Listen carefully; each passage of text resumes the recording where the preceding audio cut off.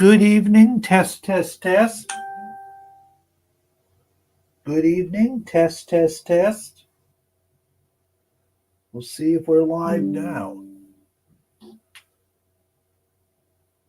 Hang tight just a sec. Maybe we are, maybe we're not.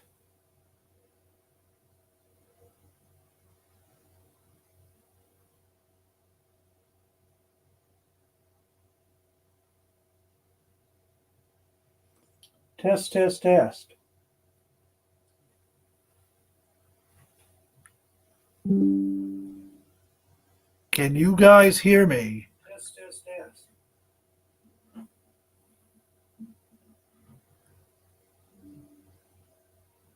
Can you guys hear me? All right, well, welcome aboard, everybody. We are here for the next installment of Field of Dreams Baseball. It's mid August of season 3. A few games were simmed on Discord this morning. So we're going to pick up midway through August of season 3, August 16th to be specific, or 17th, excuse me. That's the first of many gaffes on the night, I'm sure. So as you can see, we've got the schedule all squared away here. Before we get too far into it, give everybody a chance to jump on. If you're on the Discord, the link is in the announcements section of the Field of Dreams, or whatever it's called now, Sports Sims Discord. So with that, we're going to take a quick look at the schedule, at the standings before we get on with the schedule. So in the water division, wind division, we have San Fran a half a game ahead of Lehigh. Liverpool is 3 games ahead of Hagerstown, and Fort Lee is 5.5 out. In the water division, Amazing and Hadley Lake are tied for first, with Mid-Michigan a half a game back. And in the fire division, Chicago is ahead. There's some discussion as to whether it's 5 or 5.5 games.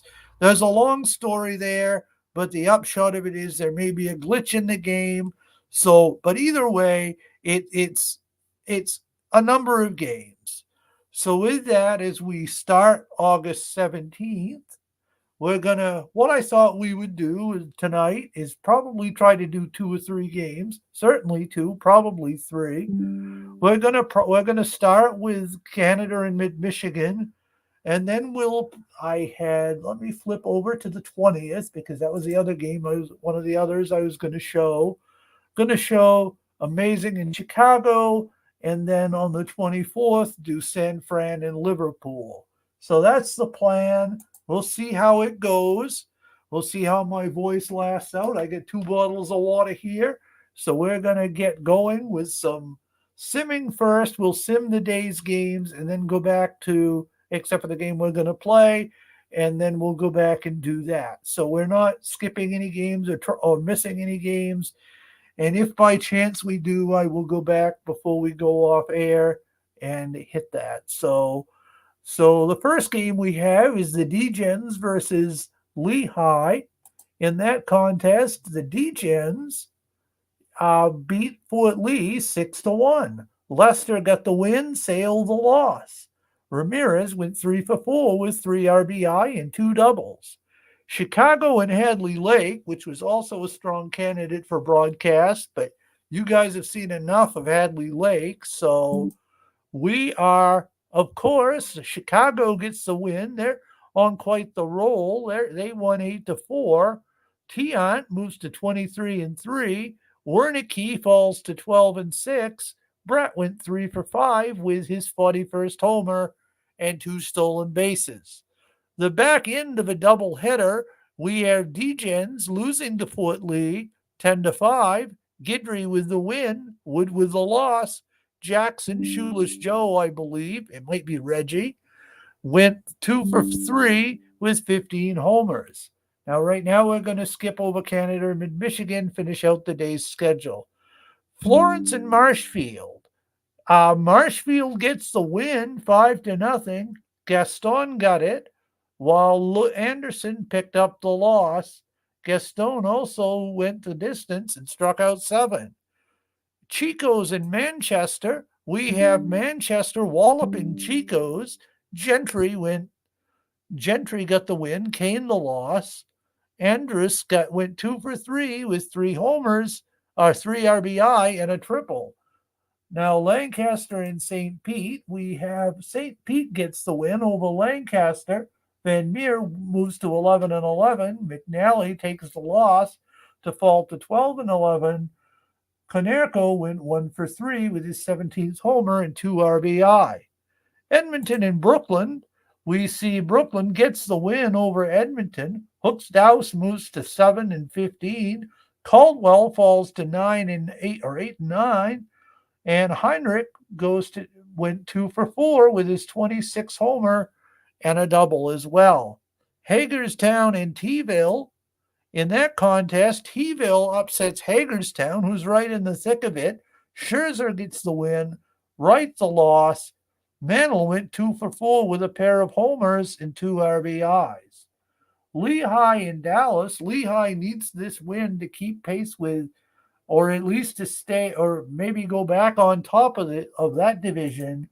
And it would appear they eke it out 4-3 over Dallas. Mordecai Three-Finger Brown moves to 17-6. Seacott falls to 10-10. Freehand went 2 for 3 with 2 RBIs and 2 doubles. Liverpool and Cleveland. It's Cleveland over Liverpool 4-2. Walsh with a win, Hunter the loss. And Bill Terry went 3 for 4 with his 16th home run. Now, Long Island and San Fran. San Fran needs the win to keep pace. And it would appear they got it. They won 5-3. Taylor got the win. Bumgarner the loss. And Euclid went 2 for 2 with a pair of doubles. Amazing in Vegas. In that is, Vegas gets the 3-2 win in 13 innings. Diaz got the win, and Olero got the loss. Carey went 3 for 5 with 2 RBIs and 2 doubles. Now, Long Island and San Fran, the back end of a doubleheader, is San Fran 2-0. Kovaleski with the win, his 20th already, and Saberhagen with the loss. Now let's go back up and play out. We are going to now play out Canada and Mid-Michigan. And we're at Mid-Michigan, so we're going to play it. I believe I have this stadium. Apparently not. I will reload it when the appropriate time comes. As of now, let's get going here. Do computer lineup. Switch teams here. Computer lineup. View opponent. There we go. And now we are going to head down to the ballpark. We'll let the intro play through, and then we'll load in the appropriate ballpark.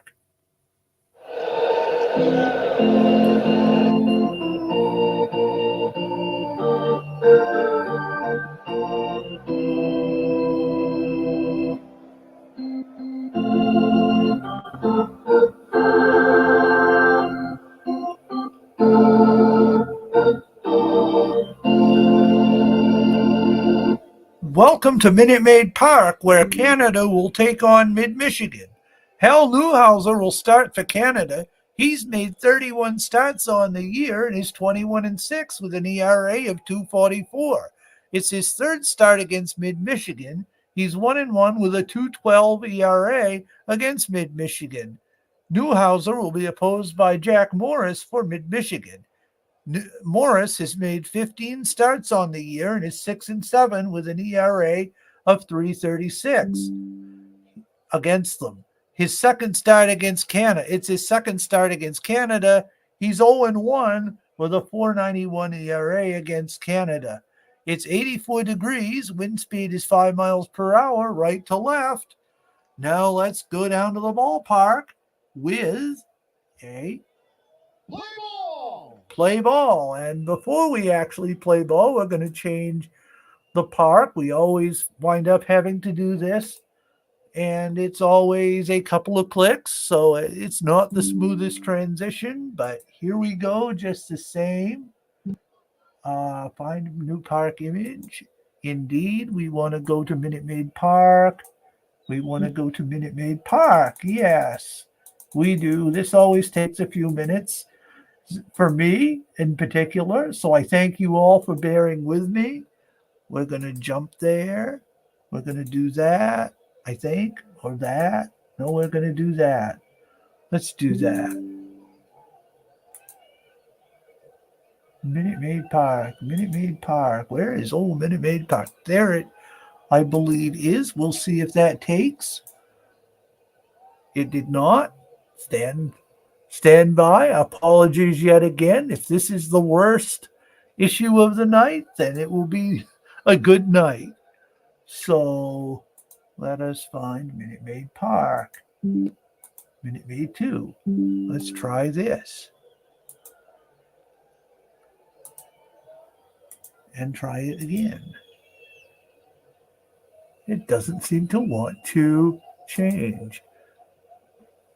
Sometimes, and I will rant a little bit here, sometimes it's not the smoothest transition. Sometimes that's me. Sometimes that's the game. We'll see what happens here. Otherwise, we may be stuck with, it looks like we're going to be stuck with Camden Yards. But we are indeed in Minute Maid Park tonight. And on the hill for Mid-Michigan is Jack Morris. He has got an ERA of 3.36. He's 6-7 on the year. So with that, he'll be taking the hill. Pudge Rodriguez is behind the plate.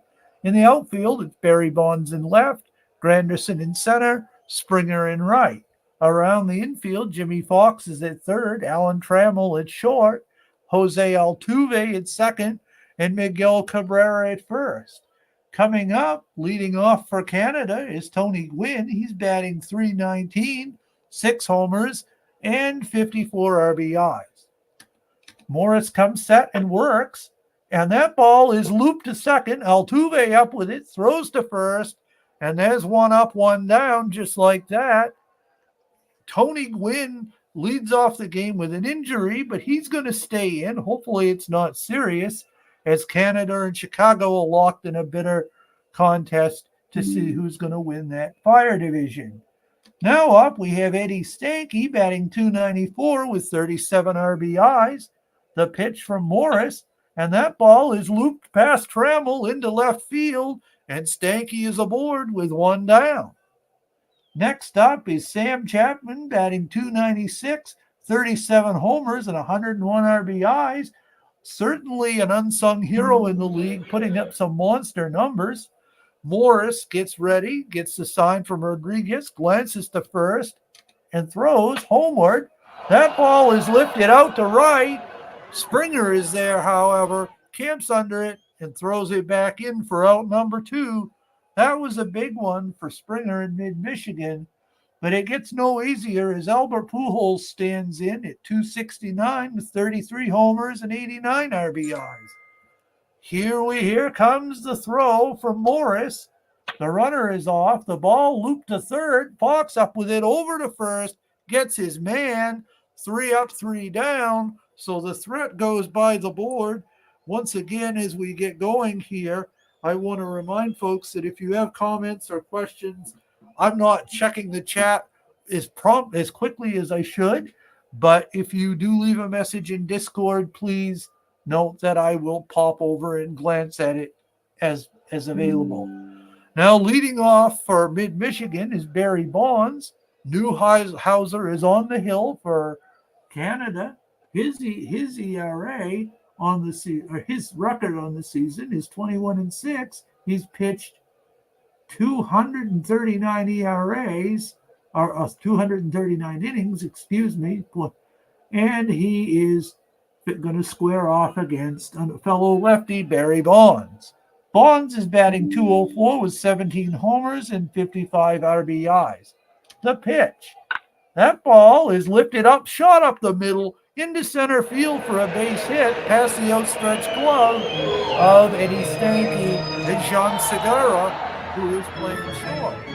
The rest of the fielders today, we have Canada. In left has Al Kaline. In center is Chapman. In right is Gwynn. Boyer is at third. Segura at short. Stanky at second. Pujols at first. And behind the plate is Sullivan. Now standing in is Alan Trammell. Nobody down and one aboard.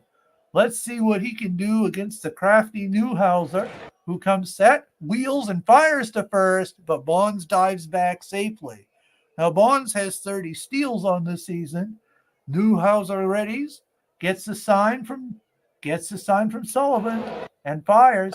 And that ball is dropped, thrown to first, bunted, excuse me. The bunt was successful. Sullivan pounced on it, immediately fired to first. And, of course, Bonds moves to second with Miguel Cabrera standing in. Cabrera's batting .243, 22 homers, and 50 RBIs. Newhouser comes set. The pitch. And that ball is ball 4. It just did miss. A little low. And Cabrera trots down to first with Jose Altuve coming up. Altuve's batting .270 with 8 homers, 51 RBIs. The pitch from Newhouser. And that ball is cut on and missed. A big out for Newhouser for out number 2. Now up, it will be Jimmy Fox batting .236, 25 homers, 68 RBIs. Jimmy Fox can do some damage if he gets a hit here. But Newhouser's going to be very cautious with him. The pitch. Cut on and missed. Strike 3. He threw it where it wasn't. And Newhouser gets out of the jam. So after one, it's no score. 1 hit apiece. Headed to the top of the second. Jack Morris is back on the hill, and he'll square off against Canada's Al Kaline, who's batting .287, 20 homers, 67 RBIs. The pitch from Morris. And that ball is grounded to first. Cabrera takes it to the bag himself for out number 1. Now we got Mark McGwire, the DH, batting .219 with 19 homers, 52 RBIs. Morris looks in. He readies the pitch. And that ball is shot down the left field line, foul, but it's caught by Barry Bonds as it heads into foul ground for out number 2. Next up is Jean Segura batting .291 with 12 homers, 39 RBIs. The pitch from Morris, and that one is popped up, towering backwards, and it gets out of bounds, so we'll do it out of play, so we'll do it again. It's the 0-2 pitch from Morris. And that ball is drilled to Trammell, who gloves, fires to first, out number 3. Just like that, what a sensational play by Alan Trammell. He anticipated it, got there, and made a one terrific throw to get the runner. Now Newhouser's back on the hill as we start the bottom of the second. He'll face Jim Thome, batting .211, 7 homers, 24 RBIs. Newhouser rocks and fires. Cut on and miss. Strikeout number 3. Thome went fishing on that one, and he's going to take a seat. Now up, it comes down to Curtis Granderson for Mid-Michigan. He's batting .201 with 10 homers, 38 RBIs. The pitch. Right on the black, that's strikeout number 4. So Newhouser is in really good form to start off this game. Through an inning and 2/3, he's already struck out 4. Now up comes Ivan Rodriguez, batting .233 with 6 homers, 39 RBIs. Can Newhouser strike out the side? We shall see. Apparently not, as that ball is lifted deep to right, but Gwynn flags it down and squeezes it for out number 3. After 2 innings, it's no score with 1 hit each apiece. Now up for Canada is Billy Sullivan. He's batting .252 with no homers, 21 RBIs. Morris works. The throw, that ball is drilled back up the middle. Altuve off balance to first, but he gets his man for out number 1. Now we have Ken Boyer, the third baseman, standing in at .230 with 22 homers and 51 RBIs. And that ball, caught on and missed. Blackjack Morris threw it out of the zone, but Boyer went lunging for it and couldn't come up with it for out number 2. Now we're back at the top of the order with Tony Gwynn, who his memory recalls he grounded out to second the first time up. The pitch to Gwynn. That ball is stroked up the middle for a single, and just like that, 2 men out. Canada may have something going. Now up comes Eddie Stanky. I believe he singled up the middle. Indeed he did. Or actually out into shallow left his first time up. The runner may be off with a pitch. Morris gets ready and fires. That ball is drilled to Trammell, who gloves it and tosses to first for out number 3. So after 2.5, it's no score. 2 hits for the Canada A's and 1 hit for the Mid-Michigan Thrillers. Newhouser will be back on the hill. He's going to square off against Springer. Springer's batting .232 with 11 homers, 49 RBIs.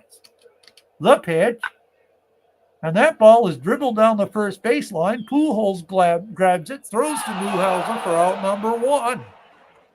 Now we're back at the top of the order. Barry Bonds got to hit his first time up. He kept it in the yard, but it was a single up the middle. So just like that, here we are. So Newhouser readies, fires. Cut on and miss. Strikeout number 5 for Hal Newhouser. Now we have Erlen Trammell coming up. He's not over anything. He reached base his last time up, I believe. We'll check. No, he bunted. He bunted out to the catcher, so it will go down as a sac bunt. The pitch from Newhouser.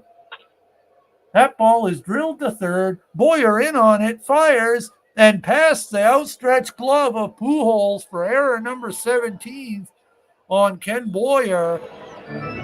Pujols did all he could, but Trammell was quick getting down the line, and the ball was a little off the mark. So now it comes down to Miguel Cabrera with 2 men out. Can Newhouser close the door? The pitch to him. The throw to first, and it's thrown away, potentially. No. Hold the phone. Hal Newhouser gets hurt on the play. One can only suspect he threw it a little bit, made a funky motion there, but hopefully he's all right. It looks like he's going to stay in. So the pitch from Cabrera to Cabrera. That ball is lifted into shallow left. K-line comes under it, makes the out for out number 3. After 3, still no score as Sam Chapman stands in batting .297. He's 0 for 1 on the day. I believe he flied deep to right his first time up. That's what he did. The pitch from Morris. That ball is looped into right, drops right in front of Springer, but Chapman makes the turn, and he'll stretch a double out of what looked to be nothing. Springer had pulled up on it a little too early, and Chapman is awarded second. Now Pujols comes in with a chance to drive a run home, or at least advance the runner. He's 0 for 1 on the day. The pitch, they're going to walk him, probably not a bad idea. But with nobody out, you're running a risk here and working yourself into a jam if you're Mid-Michigan. Now up is Al Kaline, batting .287. He's 0 for 1 on the day. The pitch from Morris. That ball is sharply hit to short, flips it onto Altuve and over to first for the double play. They'll take the 2 outs, but Canada has a runner at third with Mark McGuire standing in. To cash in, they got to get a hit here. The pitch to McGuire. The runner's coming home, and that appears to be a walk, so the runner will retreat. And just like that, runners at first and third with 2 men down. Up to John Segura, who's a bit of a spray hitter, I must say. The pitch to John Segura. That ball is dribbled out to Trammell, who gloves, fires to first to retire the side. So a chance went by the board there for Canada. Maybe Mid-Michigan will make them pay. Newhouser is back on the hill with Altuve at the plate. Altuve's all for one. He takes a practice swing and awaits the pitch. That ball is drilled to Boyer at third, who flips to first for out number one. Now up we have Jimmy Fox. He's also 0 for 1. I believe he struck out. Yes, he did. The pitch to Fox, and that ball is lifted out to left and deep. K-line retreating, and he keeps retreating as Jimmy Fox puts it over the fence. That got up in the jet stream and just kept carrying. Home run number 26 for Jimmy Fox. So not what you want to see if you're Canada. You had a chance to score, and the bottom of the inning, he comes back to bite you. Newhouser's frustrated with himself as Tomei stands in, but he's got to gather his composure quickly. The pitch. That ball is drilled down the line and out of the park, just like that, to right. Newhouser has imploded a bit here, back-to-back homers. This one from Jim Tomei. It's his 8th on the season, went 332 feet, and Canada is a little shell-shocked as Curtis Granderson steps in. There's only one man out. They want to hold it right here as the pitch comes in. Back to Newhouser, who sticks up his glove and catches it. Now it's Ivan Rodriguez, who's 0 for 1. Pudge is batting .232 with 6 homers and 39 RBI on the season. The pitch to him. Cut on and missed, strike number 3, but the damage was done with back-to-back homers by Fox and Tomei, 2 guys who can really hit. So after 4 innings, it's 2-0 Mid-Michigan over Canada as we head to the top of the 5th. Now up, we have Billy Sullivan for Canada. He's 0 for 1. Morris has got to bear down and slam the door if he hopes to make a successful venture here. The pitch. Cut on and miss, strike number 3. Just like that. 1 up, 1 down. That's what you want to see out of Morris if you're Mid-Michigan. Now it's Boyer standing in. He's 0 for 1 on the day. The pitch to Boyer. That ball is hit sharply into left for a base hit. Canada has a little something going here, and Tony Gwynn standing in. Gwynn got a single, I believe, his last time up, and is 1 for 2 on the day. He lined a single up the middle. Might be a great situation for hit and run here. Morris fires, and that ball is hit sharply past Trammell, and it'll get into left. So Canada has indeed got 2 runners on with 1 man down, and Eddie Stanky standing in. Stanky singled earlier in the game, and he awaits the word from Morris, who surveys the situation and fires. That's ball 4. Stanky worked a walk, and Mid-Michigan has worked their way into a jam. The Sam Chapman coming up. Chapman has got 2 grand slams on the season, and Morris is just holding his breath as he fires home. That ball is shot up the middle, towering pop to Granderson, who catches it. The runners retreat. Well, 2 of them do, and 1 comes home to put Canada on the board. So Chapman did salvage something out of that to pull within 1.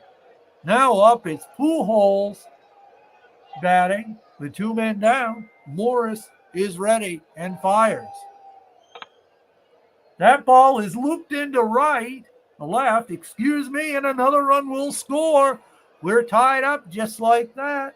Stanky on second, Pujols on first, and K-line standing in. The go-ahead run is on second in scoring position.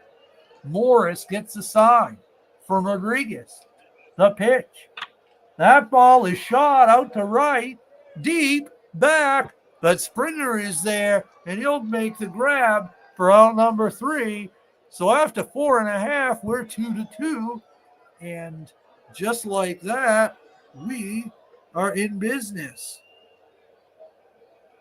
We are in business indeed. I'm just going to check the Discord briefly to see if there's any messages. It doesn't appear that there are. Again, if you guys have any comments, questions, whatever the case may be, feel free to fire at Will. No pun intended, or maybe it was.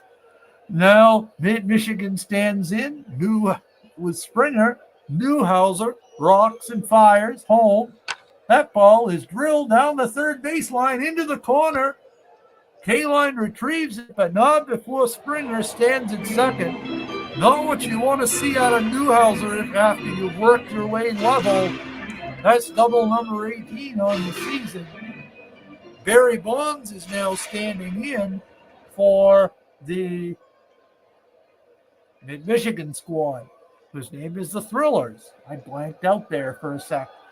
Newhouser rocks and fires. That ball is cut on and missed. Strikeout number 7. So Newhouser, despite giving up a few hits, has really got some big strikeouts when they're needed. Trammell stands in. He's 0 for 1 on the day. The pitch to him. Cut on and missed. Strikeout number 8. Rack them up, set them down, and move on to the next one, says Hal Newhouser, as Cabrera stands in 0 for 1. The pitch to Cabrera, the runner. Cut on and missed yet again. He struck out the side.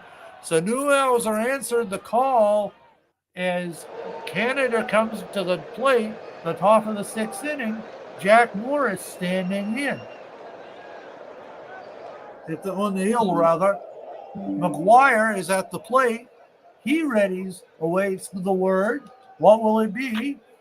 That ball will be lifted high and deep behind shortstop. Trammell waits for it to come down and out number 1. Now up we have Jean Segura, who's 0 for 2. I believe he's grounded out a couple of times. Indeed he has, to short both. So Trammell has retired his counterpart twice. The pitch. And that one is popped up into center field. Granderson races under it, snares it for out number 2 as Billy Sullivan stands in. He's 0 for 2. Now Sullivan, it must be said, struck out his last time in the 5th and grounded to second in the 3rd. The pitch. Cut on and held up. The runner will reach. We'll see what transpires. Ball number 4. Apparently he held up, so Sullivan is aboard, and Boyer stands in. The pitch to Boyer. And that's strike 3 called. Right on the line, could have gone either way, but Morris is out of the inning after 6.5. It's 2-2. And here we are headed to the bottom half with Jose Altuve standing in at 269, 6 homers and 51 RBIs. The pitch from Newhouser. That ball is stroked to first on a bounce. Pujols gloves it, takes it to the bag for out number 1. Now Jimmy Fox, his last time up, hit a blast out to left. And we'll see what happens here as Newhouser bears down. Now that ball is shot into the gap. Fox will round second and stop at third. So he's got a homer and a triple. He's victimized Newhouser today. That's his second hit on the day. So with one man down and Jim Thome standing in, Newhouser is in a spot once again. The pitch. Cut on and missed. Strikeout number 10 for Hal Newhouser. He answered the challenge and struck out at his 10th man. Now up we have Granderson. It's all up to him. He lined to the pitcher the last time out and struck out in the second. So if a Newhouser must escape, but That ball is looped into right. Gwynn charges, makes the catch for out number 3. Great job by Newhouser working out of it. Now up, it's Gwynn for Canada, leading off the top of the 7th. He grounded to second in the 1st, lined a single up the middle in the 3rd, and grounded a single in the 5th. Here's the pitch from Morris. That ball is looped over the head of Trammell. Poor play by him, an uncharacteristically poor play, but that'll go down as a hit for Tony Gwynn, his 3rd on the day. Now up, it's Eddie Stanky. He walked the last time up to fill the bases. The throw to first is not in time. Gwynn is a threat to go. He's got 15 steals on the season, and here comes the pitch. And that ball is a bunt down the first baseline. Sullivan grabs, or Rodriguez grabs, fires to first, but Gwynn will make his way to second with only 1 out. Now it's Sam Chapman, who I believe drove in a run on the sac fly his last time up. We shall confirm that. He flew out to deep right. Indeed, it was a sacrifice. The pitch to Chapman. And that ball is lifted behind short, and Trammell waits for it to come down for out number 2. Now Poole stands in. He's 1 for 2 on the day. The pitch, cut on and missed. Strikeout number 4 as we head to the bottom of the 7th, tied at 2. And yours truly takes a water break.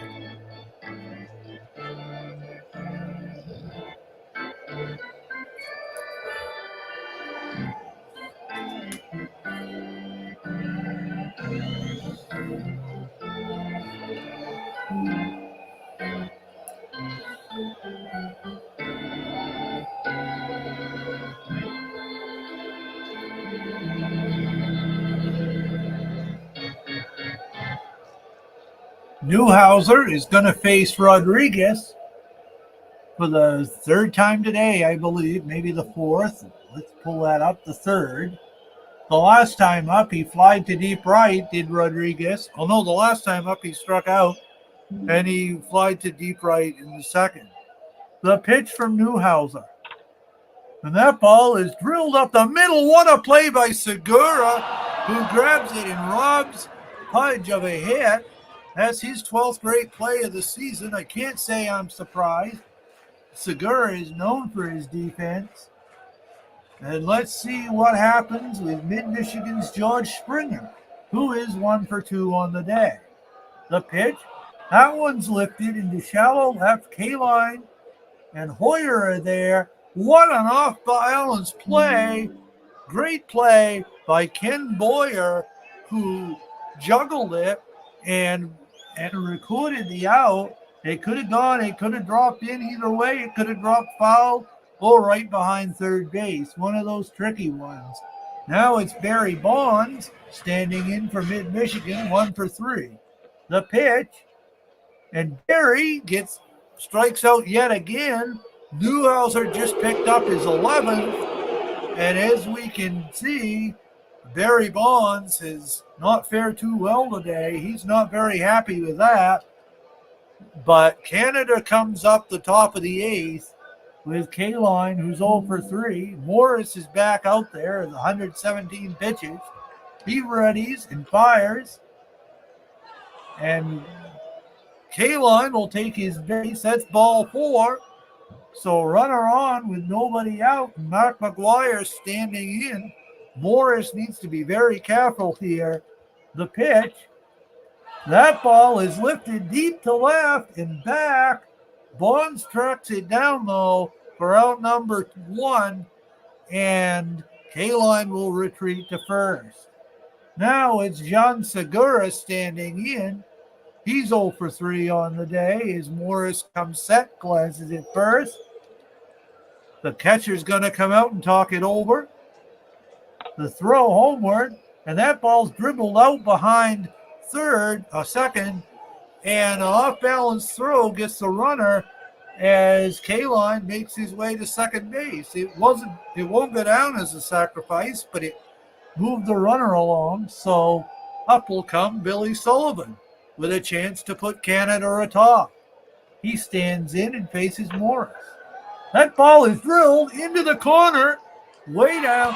Bonds will have to retrieve it, but not before Canada gets on top. That'll be number 15, double number 15 for Billy Sullivan. Bonds just took a very circuitous route to that, and Morris is disgusted with himself as he let one get away. Now up is Boyer, batting 1 for 3 on the day. The third baseman stands in. That ball is looped into center. Another bad play out there, this one by Altuve, and another run will score. Or Alan Trammell, excuse me. It seemed to elude him. So the defense is crumbling for Mid-Michigan here as Canada moves up 4-2. Now we have Tony Gwynn, who has got a couple 3 singles, I believe a single and 2 doubles. No, he singled 3 singles. I was right the first time. Gwynn stands in 3 for 4. The pitch from Morris. That ball is drilled to third. Fox over to first with it. And he retires his man, but not before Canada gets the lead. The bottom of the 8th we go as Newhouser can close it out with a couple of strong innings.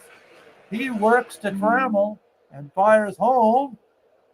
Cut on and miss, strikeout number 12. Newhouser had some pinpoint accuracy today, but for 2 home runs he gave up, he would have had a clean slate. The pitch to Cabrera, who's 0 for 2. And once again, that one he froze him. That's 13 strikeouts and 5 in a row, I may add. So 13 may be an unlucky number. It may be lucky, depending on what you think. Altuve stands in. We'll have a look at his line for the day. I would wager he struck out. He did indeed, struck out once and grounded to third twice. The pitch. And that one is back to Newhouser, over to first. Excuse my display there. And it seems that Newhouser made a bad throw, allowing Altuve to reach. Now Fox stands in, not the guy you want up. As I said before, he got a homer off of Newhouser. The throw to first. He does make it back. We'll do it again with no strike. The pitch homeward, pitch out, nothing doing. Great call by catcher Tibbetts, who's in for the starter Sullivan, who provided some late-inning heroics the last half of the 8th, or the last half, top half of the 8th, excuse me. The pitch from Newhouser. And that's strikeout number 14. He caught him on the block. No gripe there from the umpire. No gripe there for Canada. And here we are headed to the top of the 9th. Morris is returning to the hill to face Eddie Stanky, who would like to get aboard. You've got to think Morris may not continue, but he is. The pitch, swung on and missed, number 5. So Morris doesn't want to give up the game either. He says, leave me in, leave me in. Chapman stands in, 1 for 3.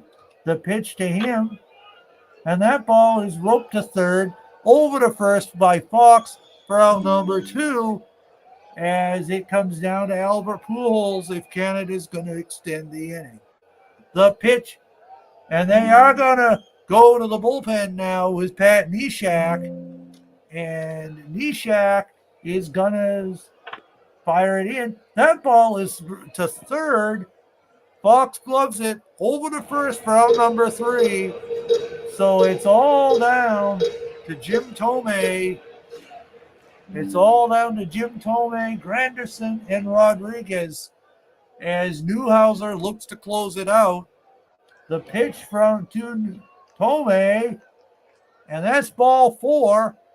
Not what you want to see out of Newhouser, but the manager's going to stick with him as Granderson stands in. 0 for 3 on the day. The pitch before catcher heads out to talk it over. Now the pitch. That ball is looped to Stanky and past him over his glove. That was a cheap hit, but it'll count. So 2 men on with nobody out, and Mid-Michigan has a chance as Ivan Rodriguez stands in. The pitch from Newhouser. Cut on and miss, strikeout number 15. Boy, did he need that. Now up, it's George Springer, 1 for 3 on the day.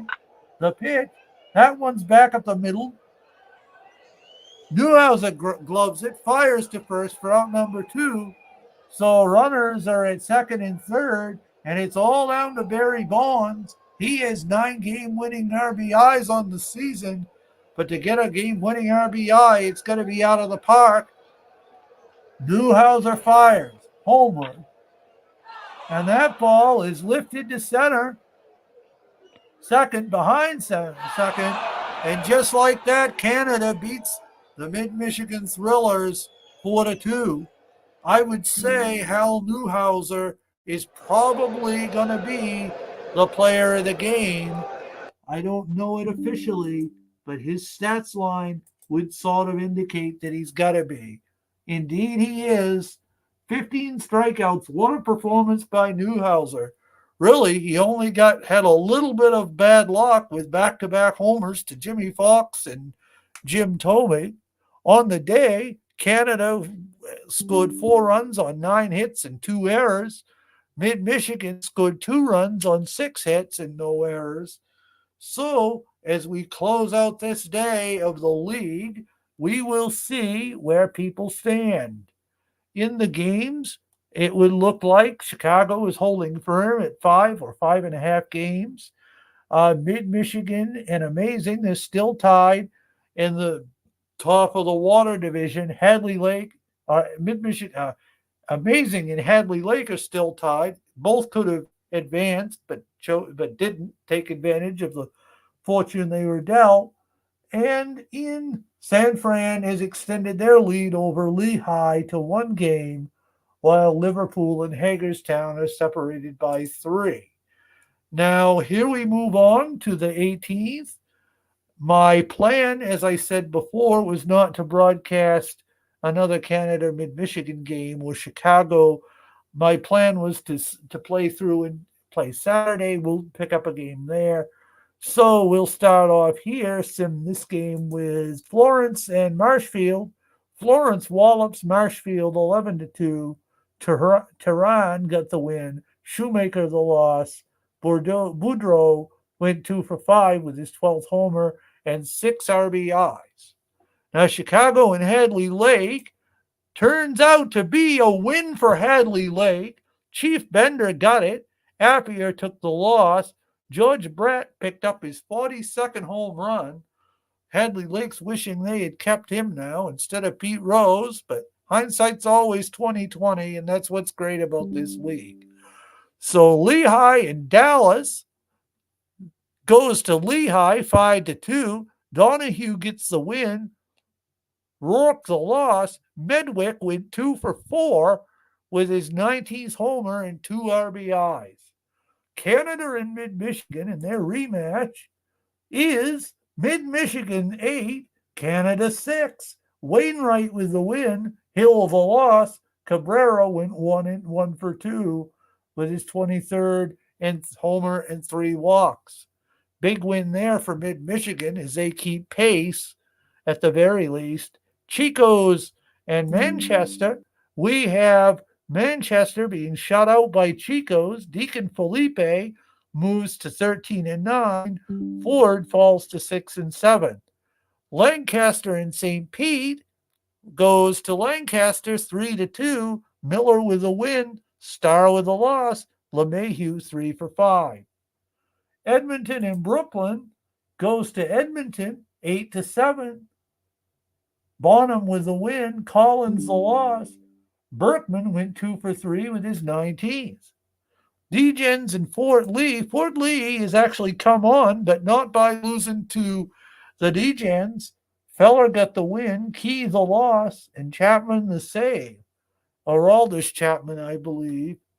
Indeed. Hagerstown and T-ville. The win goes to T-ville in a wild one, 10-9. 12 inning, Urban Shocker gets the win. Urban Shocker. Butcher gets the loss, and Mantle went 5 for 5 with home run number 4 and 3 RBIs. So Mantle has a little bit left in the tank as Liverpool is hoping to take advantage of Hagerstown's misfortune. And indeed they do, beating Cleveland 12-6 in 11 innings. What a wild one that must have been. Melancon moves to 2-1. Greeley falls to 2-3. Trout went 5 for 5 with 2 RBIs and a double. Amazing in Vegas. That game goes to Vegas. Is Amazing falls out of first place 6-3. Waddell got the win for Vegas, Schilling the loss, and Cepeda went 2 for 4 with his third homer and 2 RBIs. Long Island and San Fran. Long Island puts a hurt on San Fran, 16 or 15-4. Fulmer with the win, Fernandez with the loss. Wheat went 3 for 5 with 2 homers, including his 13th and 4 RBI. So with that, San Fran and Lehigh are tied. Liverpool is 4 up. Hadley Lake is a half a game ahead of Mid-Michigan and 1 game ahead of Amazing. And Chicago is, as I say, either 5 or 5.5 up over Canada. Moving on to the 19th, we have 1 game here, Mid-Michigan in Vegas. We'll see how that goes. And Mid-Michigan drops a heartbreaker to Vegas. Vegas goes to 76-50, which is a respectable record in any division, but not really in the Fire division, where Vegas is trailing by 17 games, unfortunately, for Bernie's side. And Mid-Michigan loses a heartbreaker. Rogers with the win, Verlander with the loss, and just like that, Hadley Lake is a game clear. But I should say, as we head into this next series on Saturday, things are not looking good for the Hadley Lake Hammers. But another game of consequence, and this is the day we're going to play. We're going to play Amazing in Chicago. So we'll go through the rest of these games here real quick, or as quick as I can go and still have it make some semblance of sense. Manchester versus the D-Gens. D-Gens gets the win. Eddie Joss picks it up. Webb gets the loss. Now Hadley Lake in Canada, we'll see what happens there. Canada gets a hard-fought win against Hadley Lake, 1-0. Steve Carlton picks it up. Syndicard gets a loss. That must have been one whale of a game is all I can say. We're going to, out of curiosity, look at the box score on it. 5-hitter. So, indeed it was one whale of a game, and Canada only had 6 hits. So, there you have that. Now over to Marshfield and Edmonton. It would be Edmonton getting the 3-1 win over Marshfield. Kosman with it. Snell gets the loss. Tejada went 2-for-4 with a home run. Vegas and Mid-Michigan, we'll see. Mid-Michigan defeats Vegas to move back into a tie for first. Reinhardt with the win, roughing the loss, and Trammell went 2-for-4. Now, Fort Lee and Lehigh, this was a game I thought about broadcasting, but we're going to do a game from the other league later in the sim. So we'll skip over this, and it seems like Lehigh is going to win 4-2. Young with the win, Alvarez the loss, Heilman 2-for-3, his 30th homer. Another Hadley Laker who got away. And I know I keep saying it, but hindsight is 2020. So with that, we move to Liverpool and Lehigh, T-ville. That would be a win for Liverpool, 8-6. Marichal gets the win. Jones a loss. Trout went 3-for-3 with a double and a steal. 2 doubles and a steal. Cleveland and Long Island, next up. Cleveland gets the win, 8-2. Palmer gets the win. Sanchez the loss. Encarnacion went 1-for-2 with 2 RBIs and a home run. St. Pete and Florence. St. Pete beats Florence. Jenkins the win. Wilson the loss. Canseco 2 for 3 with his 23rd home run. San Fran and Hagerstown, a game that is very important to the other to the water and earth, the wind and earth divisions. Got a little tongue tied, and it goes to San Fran. Wood got the win. Porcello the loss. Wagner went 3 for 4 with a pair of doubles. Next up, we have Dallas and Chico's.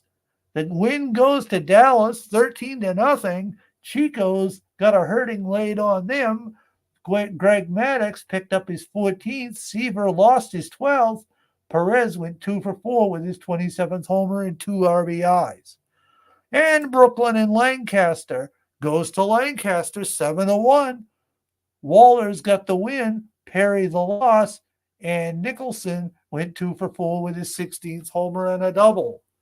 So now we're going to play the amazing Kitsunes or Kitsunis, however you say it, Kitsunes. I am not an expert on that pronunciation, so apologies to our friend Yoko. We have Chicago and amazing, excuse me. Yes, we have Chicago and amazing. So we're going to take you down to the Chicago ballpark, just a sec, and we are going to go into the action. I hope we're going to be able to play somewhere or other. Oh, it looks like we're going to play at Fulton. Sounds good to me. After you see so many games at Camden Yards, you want to see a different backdrop. So just for everybody's knowledge, the game, the rest of the league, everybody in the league has picked their home park. It's the image, really doesn't have any bearing on what the park file has to say. So it's not like we're actually playing every game at Camden. So just to be clear for anybody who may be confused there, certainly I would have been early on. So here we go. We are gonna do the computer lineup. View opponent, do it again, and we are going to head down to the ballpark and let the national anthem play and go from here.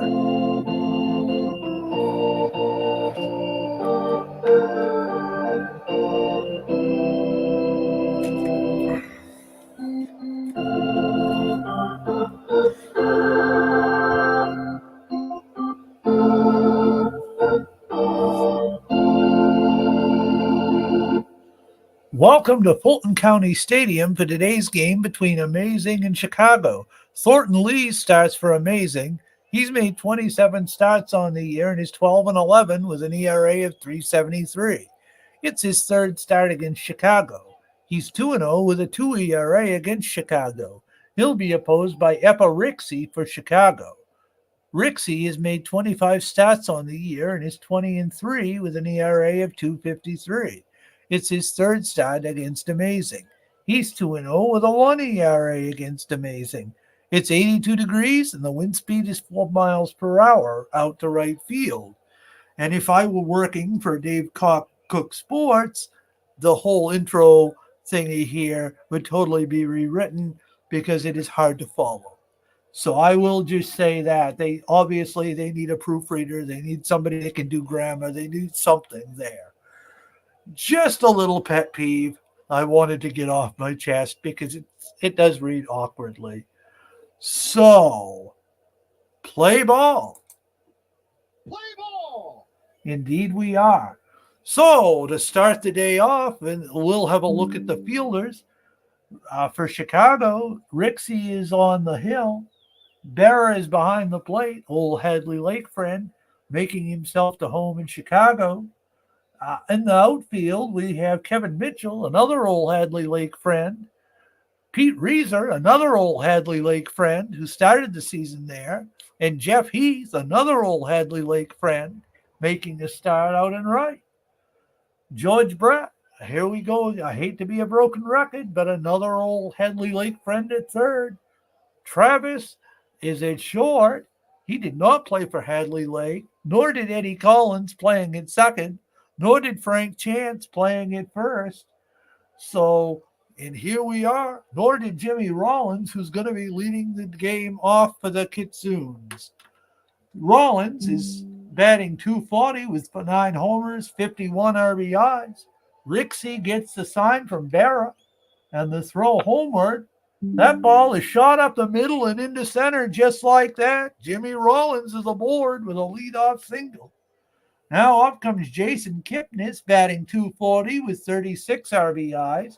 Rixey's going to check the runner, get the sign, fire home, and that one's lifted out to right and deep down the line. Heath is there. He'll flag it down and throw it back in for out number 1. Now up comes Mike Schmidt. He's batting 210 with 28 homers, 78 RBIs. Rixey looks the runner back to first, gets set, fires over to first, and Rollins dives back safely. Rixey appears to be a little distracted.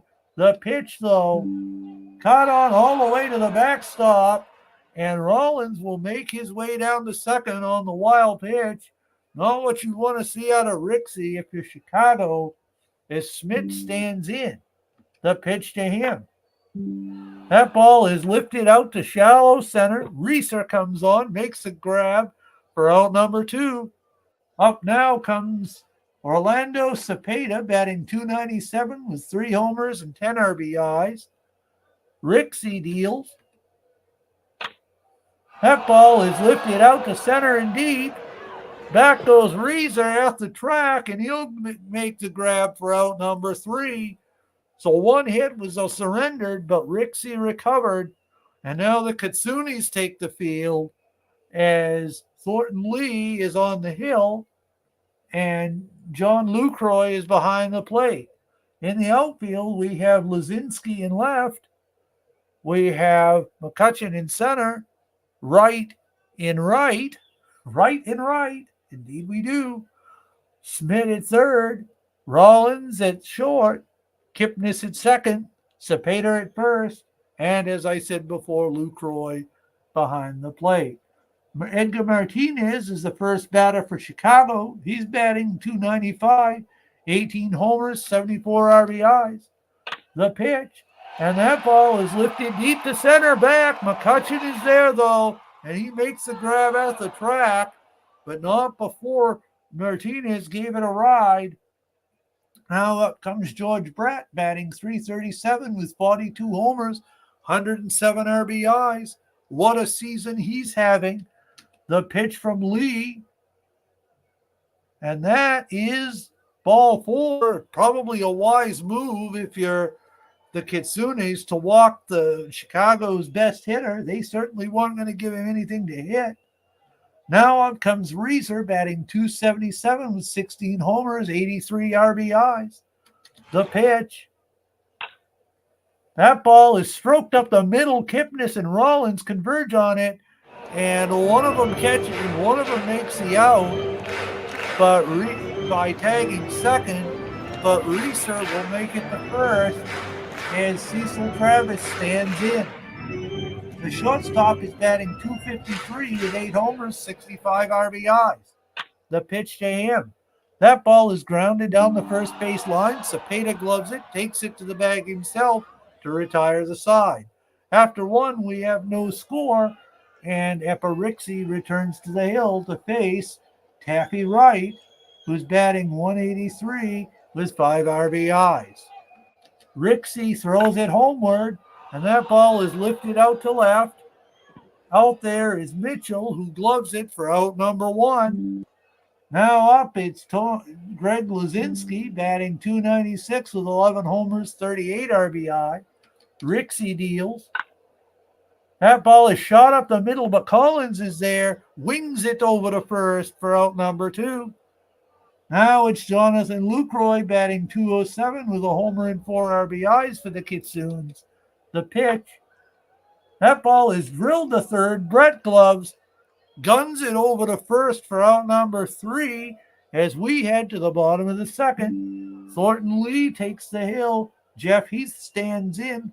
The right fielder's batting .283 with 24 homers and 89 RBI.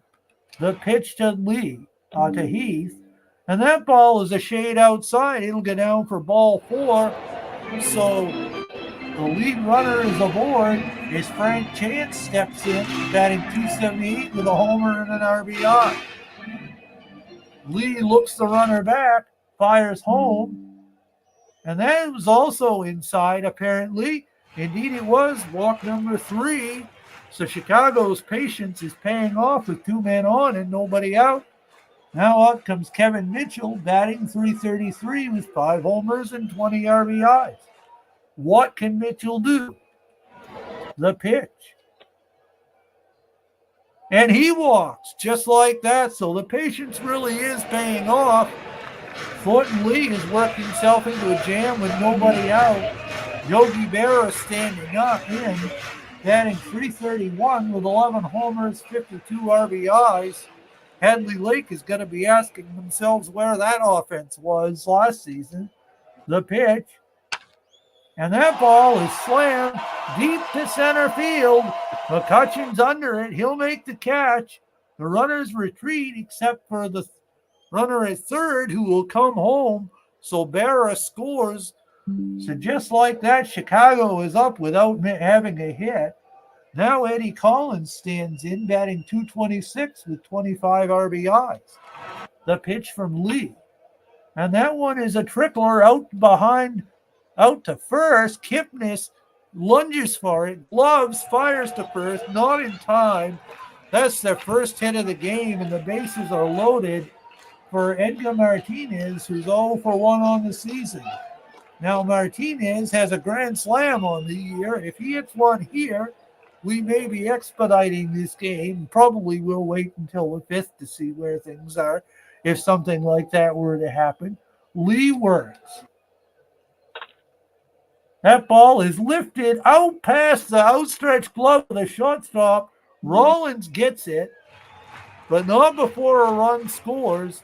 So a little bloop single off the bat of Edgar Martinez brings the second run home for Chicago and leaves the bases loaded with George Brett standing in. Now, Brett also has a grand slam on the season, and he comes into this game with 42 homers. The pitch. And that's ball 4. He works a walk, so in comes run number 3. Thornton Lee is having some control issues as Pete Reiser stands in 0 for 1. The pitch to Reiser, and that's ball 4. Oh, no, that's a strike. He got the call. Out number 2, but Cecil Travis, it's all up to him to really blow this one open for Chicago. Travis is 0 for 1 on the day. The pitch from Lee, and that ball is drilled back to the mound. Lee retires his man by throwing to first, but not before Chicago grabs 3 runs. After 2 innings, it's 3-0 Chicago. Epa Rixey had a long break in the bottom half of that inning, but he'll take it as he now has the lead and faces Andrew McCutcheon, who's batting .123 with 2 homers and 2 RBIs. A pitch from Rixey. And that ball is drilled to Travis, who flips to first from the hole, and it just does get there to get his man, but 1 out it is just the same.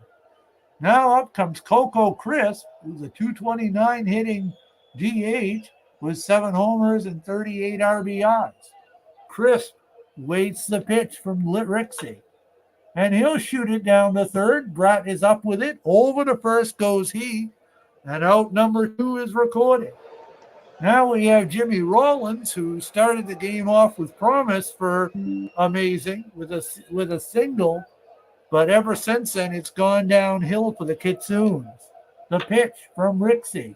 Out to Travis. He gloves, fires to first for out number 3. A 1-2-3 inning as we head to the bottom of the third. Now up we have, as we take a brief break and check the situation on Discord just to see if there's any messages. Apparently not. Jeff Heath will stand in for the bottom of the third inning for Chicago with 24 homers and 89 RBI. He worked a walk his last time up. Lee stands in and fires. That ball is dribbled out to second. Two hopper by Kipnis, flips to first for out number one. Next up is Frank Chance. He also took a walk, I believe. The pitch. That ball sails down and away for ball four and walk number 6 for Lee, who only has thrown 58 pitches and has been very erratic today. Now up comes Kevin Mitchell. He stands in with a runner at first, one man down. The pitch, the throw to first rather, and Chance does indeed make it back. Now up we have Mitchell, who fought the pitch to Mitchell. He slaps it deep to right. It's carrying onto the park. Kevin Mitchell with a 2-run home run off Thornton Lee. The old Hadley Lake hand is contributing to Chicago. Home run number 6, and it's 5-0 after 3, after a 2 1/3. And Yogi Berra stands in to face Lee, who's got 11 homers and 53 RBI on the season. The pitch homeward. And that one is roped into the gap. That'll get all the way to the track. Barras makes his way to second. Berra, double number 27. And Eddie Collins, who's 1 for 1 on the day, he reached on a seeing eye single, I believe. Indeed, he did. And just like that, we're going to see the throw. The pitch. That ball is shot out to Rollins, who fires over to first. And Rollins to Collins. Collins beats it out. And amazing, just cannot catch a break here today as Edgar Martinez comes up. He drove in a run the last inning on a bloop single behind shortstop. The pitch to him. And that ball is another trickler up the middle. What a play. Rollins flips to second for 1, on to first to stop the bleeding, but not before Chicago plates another 2 runs to take a 5-0 lead. Kipnis will stand in to face Rixey. The pitch to Kipnis, and that's a half swing for strike number 3. They call it a strike. Now up comes Mike Schmidt. If Amazing has a chance, it's going to be on the bat of Mike Schmidt, who's 0 for 1 today. Rixey deals. That one is lofted deep to left, behind short rather, and it's caught by Travis. Now up we have Cepeda. Orlando Cepeda is batting .292, 3 homers, 10 RBIs, 0 for 1 on the day. The pitch from Rixey. And that ball's right there for strike number 3 and strikeout number 2. We head to the bottom of the 4th with George Brett leading off. There are no easy outs in this Chicago lineup, let me tell you. Lee works. And that ball is lifted out to center field. McCutcheon wanders under it, makes the catch for out number 1. Reeser's 0 for 2 on the day. He'll face Jim Cott, who's now in for the besieged Lee. Jim Cott is trying to salvage whatever he can here. The pitch. And that ball is laced to Kipnis, who gloves and slings it on to first for out number 2. Now up it's Cecil Travis, who's 0 for 2 on the day. Lucroy gives the sign. Cott throws. And that ball is shot to Rollins, who slings it over to first for a 1-2-3 inning. After 4, it's 5-0 Chicago. Rixey will toe the rubber and face Taffy Wright. Wright's 0 for 1 on the day. The pitch to Wright. That's inside, and it looks like it may have hit him. Indeed, it did. Wright just glares back out and trots down to first base, asking, why did you?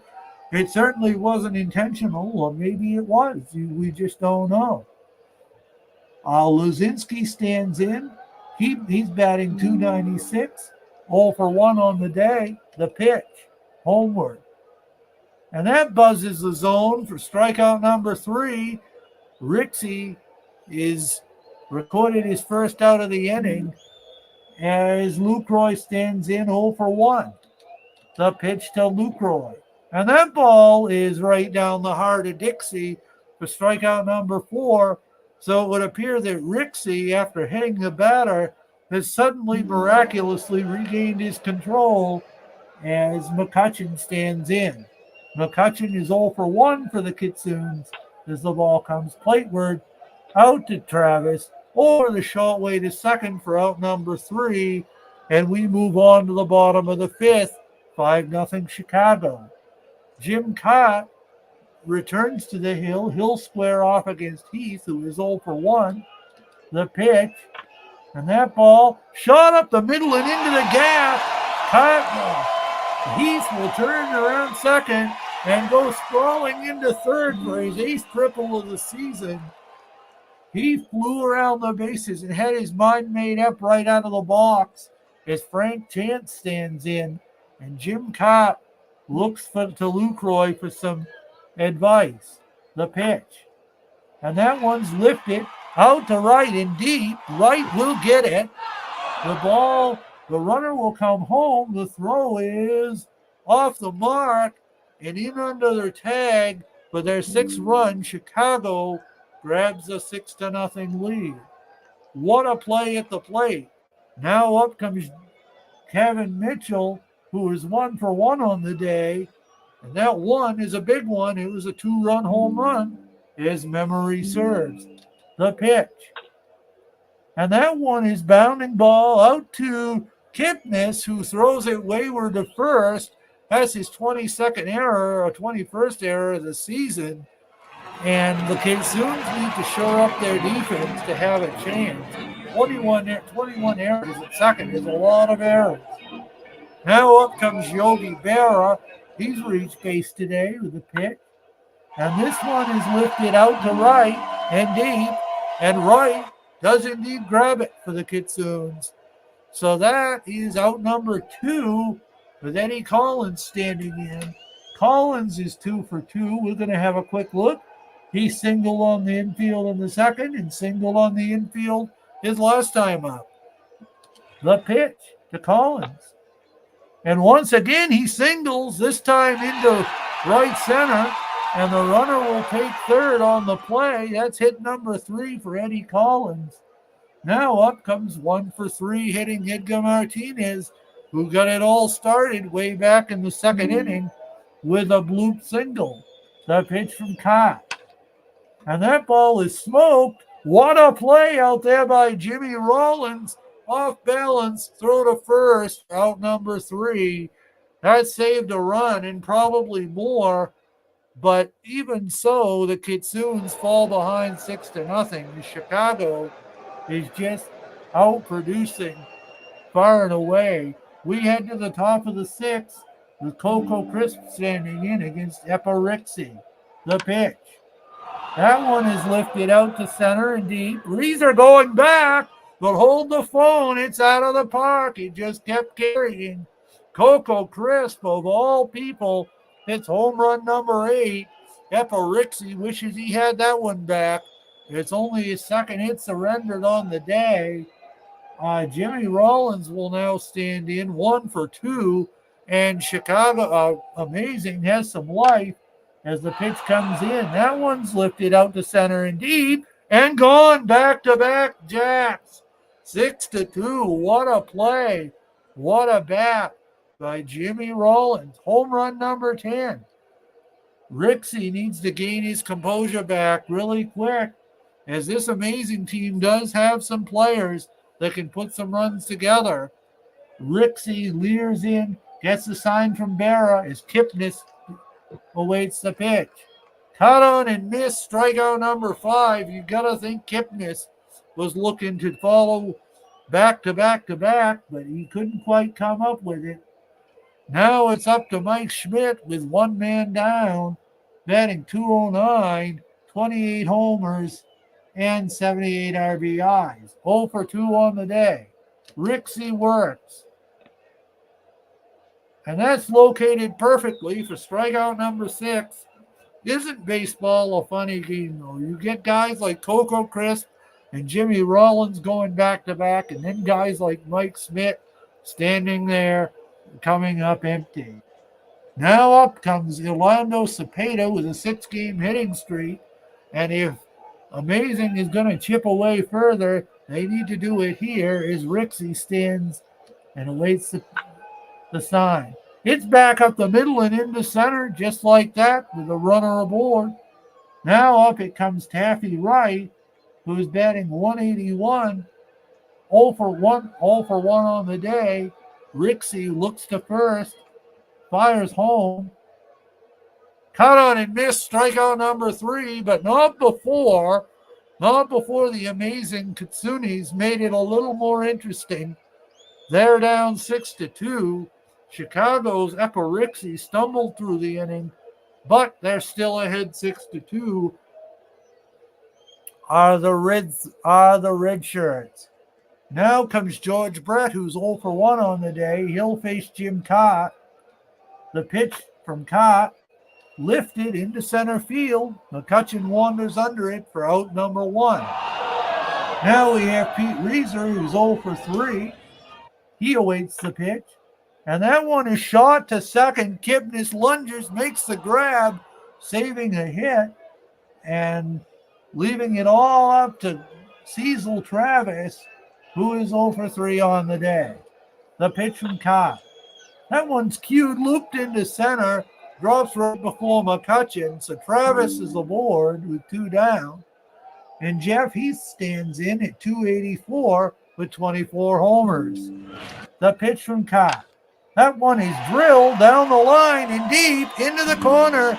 Wright gets it, though, for out number 3. After 6, it's 6-2. Chicago headed to the top of the 7th comes Rixey.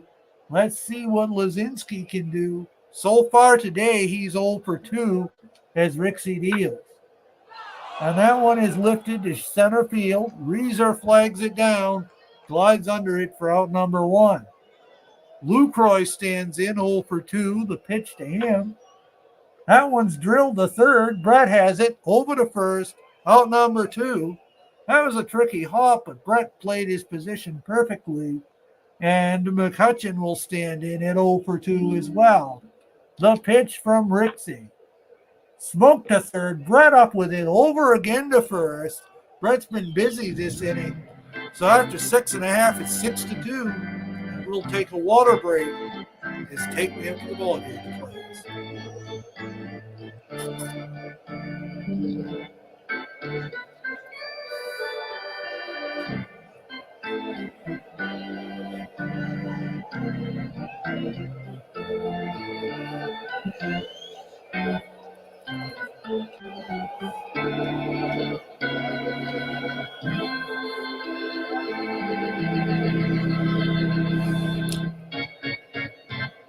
So Jim Cott appears strong. He's only thrown 45 pitches.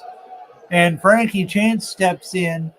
Let's look at his numbers. I believe he's walked or bunted several times today. He has walked twice and flied to right on the day, scoring a run. So he is yet to be credited with an official at bat. The pitch. That one stroked out to center right, but not too deep as Kipnis camps under it for out number 1.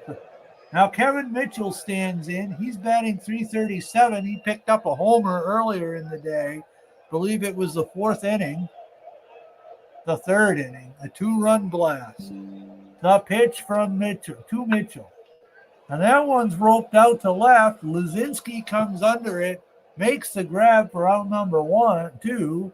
Excuse me. Yogi Berra stands in 1 for 2. The pitch to Berra. And that one's ripped into the gap and out of the park. That just kept rising. Yogi Berra with his 12th blast of the season. 7-2 Chicago. And they're all smiles as Eddie Collins stands in with 3 singles on the day. Cott really isn't too happy with himself there. But the amazing Kitsunes have been chasing their own tails all day. The pitch. That ball is drilled to third on a bounce. Schmidt gloves it, picks it up, fires to first for out number 3. After 7, it's 7-2 Chicago with Coco Crisp, one of 2 home run hitters for the Amazings today. Rixey looks in to get the sign. He's not going to be too finicky here. And that ball is lifted out of the park once again. Holy smoke. Coco Crisp. He did everything he could to muscle that one out of the park. Number 2 on the day. He's got Rixey's number, as does Rollins, perchance, who's also got 2 hits on the day, including a homer. So 2 unlikely bats are keeping them in it. The pitch to Rollins, that one's lifted, towering blast out to right center, and it is drops in no man's land. Rollins is aboard. Those, as I say, those 2 guys have been victimizing Chicago all day. Rixey needs to collect himself as Kipnis stands in 0 for 3. The throw homeward. And that one's a bounder to first. Chance takes it himself, retires his man, and Rollins will move to second with Mike Schmidt coming in. Now, if Schmidt does anything here, this could become a really interesting game late. The pitch from Rixey. Well, it'll be bounded out to Travis, who flips to first to retire his man. After 7.5, it's 7-3. Chicago, Orlando Cepeda, or excuse me, yes, 7.5. Indeed, it is the bottom of the 8th. Where are we here? Here we are, yes. The Kitsunes are still batting. Excuse me for the mental lapse there. 2 out. Cepeda is up 1 for 3. The pitch. That one is looped out behind first, and a run will come home to score.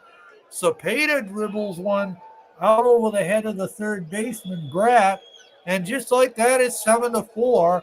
Rixey is looking in at Taffy Wright, and hopefully he gets his number right if you're a Chicago fan. But that one shot out to Travis, who will take it the short way to second to escape the inning. But once again, the Kitsunes have come back and proved why they're one of the top contenders in the Water Division. Now standing in for Chicago in the bottom of the 8th is Edgar Martinez, who's 1 for 4. The pitch to him from Cott, and that one's roped deep and high. Right is back there, and he camps under it for out number 1. George Brett will stand in 0 for 2. He wants to do something against Cott, and indeed he does. He shoots it into center and out of the park. Holy cow, number 43. That one was gone right off the bat, and he knew it. 412 feet for George Brett. That's run number 8. As Pete Reeser stands in, the pitch to Reeser, and he'll cue it out to third. Schmidt flips to first, a little too cavalierly, but he does record the out for out number 2. And what a play was that by Mike Schmidt. Now it's Cecil Travis, who's 1 for 4. He'll swing, and we'll send it up the middle. Rollins is there in the right place, the right time for out number 2 as he slings on to first. Now it's the last chance for the Amazings, and Luzinski stands in. He'll face Rixey, who's by some miracle is still in the game. Were it not for the run support, he probably would have been out. The pitch. And that's swinging on and miss number 8 for Rixey as we see Lucroy stand in. The pitch from Rixey.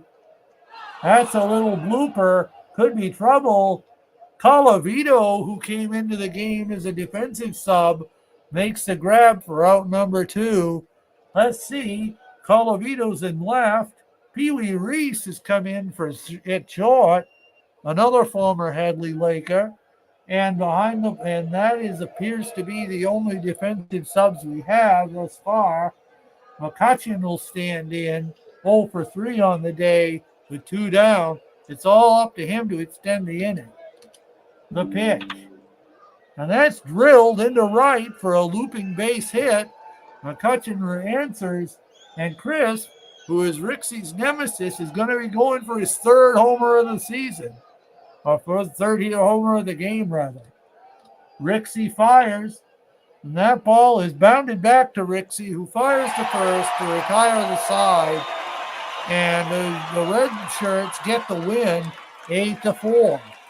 What a game it was. The score may not have all told the whole story, but Chicago gets the win, 8 runs, 10 hits, no errors, to Amazing, who's gave up who scored 4 runs, 8 hits, and 1 error.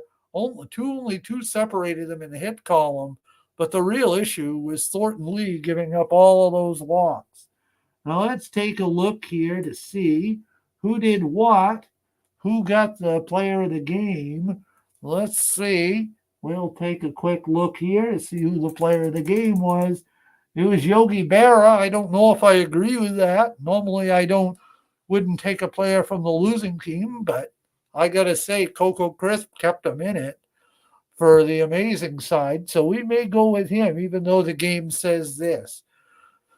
So as we will now take stock of the situation, it is 8:27 p.m. Eastern in real time. We may have time for another game. We've really zipped through them today. We are on Sunday the 21st, and the thought is we could certainly do a game from this day, but somebody's on the Discord this morning suggested do a game from the other league. So we're going to do that. We'll not skip through, but we'll sim through these next couple of days and then play a game on Wednesday of the week. And that'll leave a day for somebody else to do some broadcasting so you don't have to hear my voice tomorrow, if I even have a voice after tomorrow. Mid-Michigan in Vegas, the pit is Vegas gets the win 8-1. Benz was the winner. Shendell the loser. Fergozzi went 3 for 5.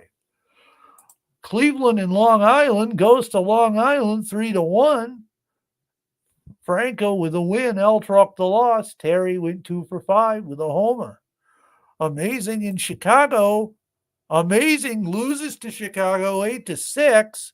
Cooper got the win to go to 21-7. Otero got the loss. Kipnis grabbed his 7th homer and 3 RBI. So although Amazing may not have won either of these last 2 games, they certainly made it interesting for Chicago. San Fran and Hagerstown, we'll see what happens there. It's San Fran all over Hagerstown, 6-1 in 11 innings. Somebody must have imploded. I would guess it was Sally who imploded. Mariano Rivera got the win. Jeter went 4 for 6 with his 11th home run and 2 RBIs. Dallas and Chico's the win goes to Dallas. Tannehill got the win. Weimer the loss. Suzuki went 3 for 4 with a triple and a stolen base. Manchester and the D-Gens, the win goes to Manchester by 1 in 10 innings. Messina got the win. Lolich the loss. There's another former Hadley Laker, but how convenient is that? We're not even going to bring that up again. Slaughter went 3 for 5 with 2 RBIs and 2 doubles. Now, Canada and Hadley Lake looks like they're going to play a game here. Alexander is going to be the starter for Canada. But Hadley Lake, with the unlikeliest of wins, Ernie White got his 10th. Alexander grabbed a loss. Mark McGuire grabbed his 21st homer and 3 RBI, but it still wasn't enough as the Hadley Lake Hammers grabbed the unlikeliest of wins against a quality team like Canada. Now, Marshfield and Edmonton, the win goes to Edmonton 5-4. Hands got it. Danforth lost it. Tejada went 3 for 5 with 2 RBIs. Fort Lee and Lehigh, That game will go to Fort Lee, who has improved greatly this season. They won it 8-0. 65-62 on the year is Fort Lee. Lehigh falls to 81-46. Liverpool and T-ville are up next. We'll see what happens. San Fran must have picked up a game there. T-ville edges Liverpool in an unlikely upset there. So Hagerstown couldn't take advantage, but Fort Lee could. So the winner was Carl Mays. The loser, Whit Wyatt, another former Hadley Laker. We don't mention them so much when they lose, mind you, but Lou Brock went 2 for 3 with two RBI. St. Pete and Florence.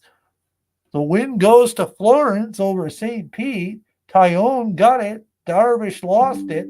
Both have anemic records.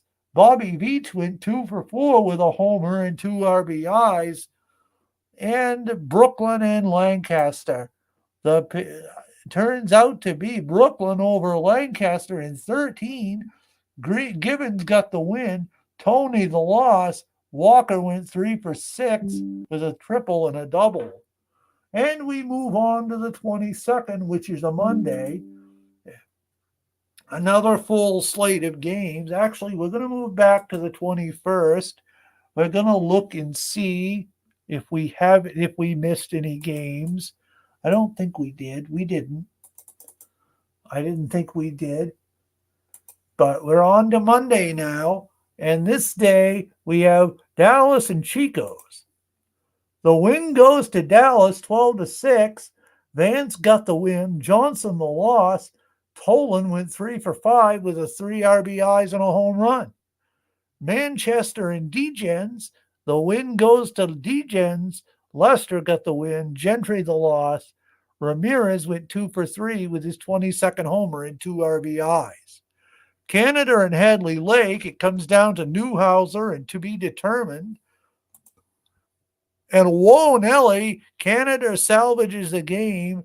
Newhouser goes to 23-6. Wernicke falls to 12-7. McGuire hit his 22nd homer and a double to boot. So just like that, we'll see where things land there.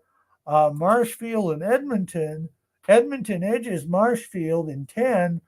Bonham got the win. Ottavino the loss. Berkman went 2 for 4. Mid-Michigan in Vegas. Mid-Michigan gets a win. That's Jack Morris with the win. Bush with the loss. And next we have Fort Lee and Lehigh. Fort Lee once again beats Lehigh in a slugfest, 10-8. Sale got the win. Brown the loss. Aparicio went 2 for 4 with his first homer and 3 RBI. Now it's Liverpool and T-ville. The win goes to T-ville yet again. Babe Ruth got the win. Rijo the loss. Gehrig went 3 for 4 with his 25th homer. Cleveland beats Long Island 5-0. Walsh got the win. Bumgarner the loss. Rice went 2 for 4 with his second homer. St. Pete and Florence turns out to be a 9-8 slugfest in 12 innings. Starr is 2-2. Nathan 0-2. Villar went 2 for 5 with his 6th home run, and 3 RBIs. Now, amazing in Chicago. We'll see how the third game in this set plays. And it looks to be Chicago sweeping it 35-1.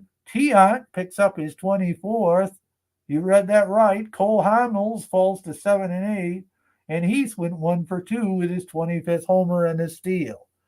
San Fran and Hagerstown goes to San Fran. They appear to be separating themselves a bit from Lehigh.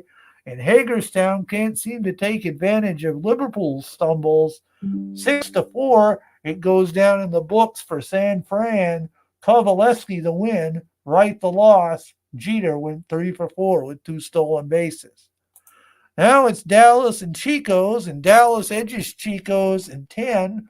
Kelly the win, Felipe the loss. Tolan went 3 for 4 with a stolen base. And the last game of the day, of this particular day, not the broadcast, is Brooklyn versus Lancaster. And here we have Lancaster beating Brooklyn 8-3. Messersmith goes to 5-1. Douse to 7-16. Arenado went 2 for 4 with his ace homer and a double. Excuse me for the brain freeze. October 20. October. Listen to me. Another brain freeze. August 23rd. We have Mid Michigan and Chicago. Now, I'll be honest with you, if I were going to do 3 games from the Water and Fire Division, whose name of that division I'm blanking on, if I were going to do 3 games, this would be one I would do.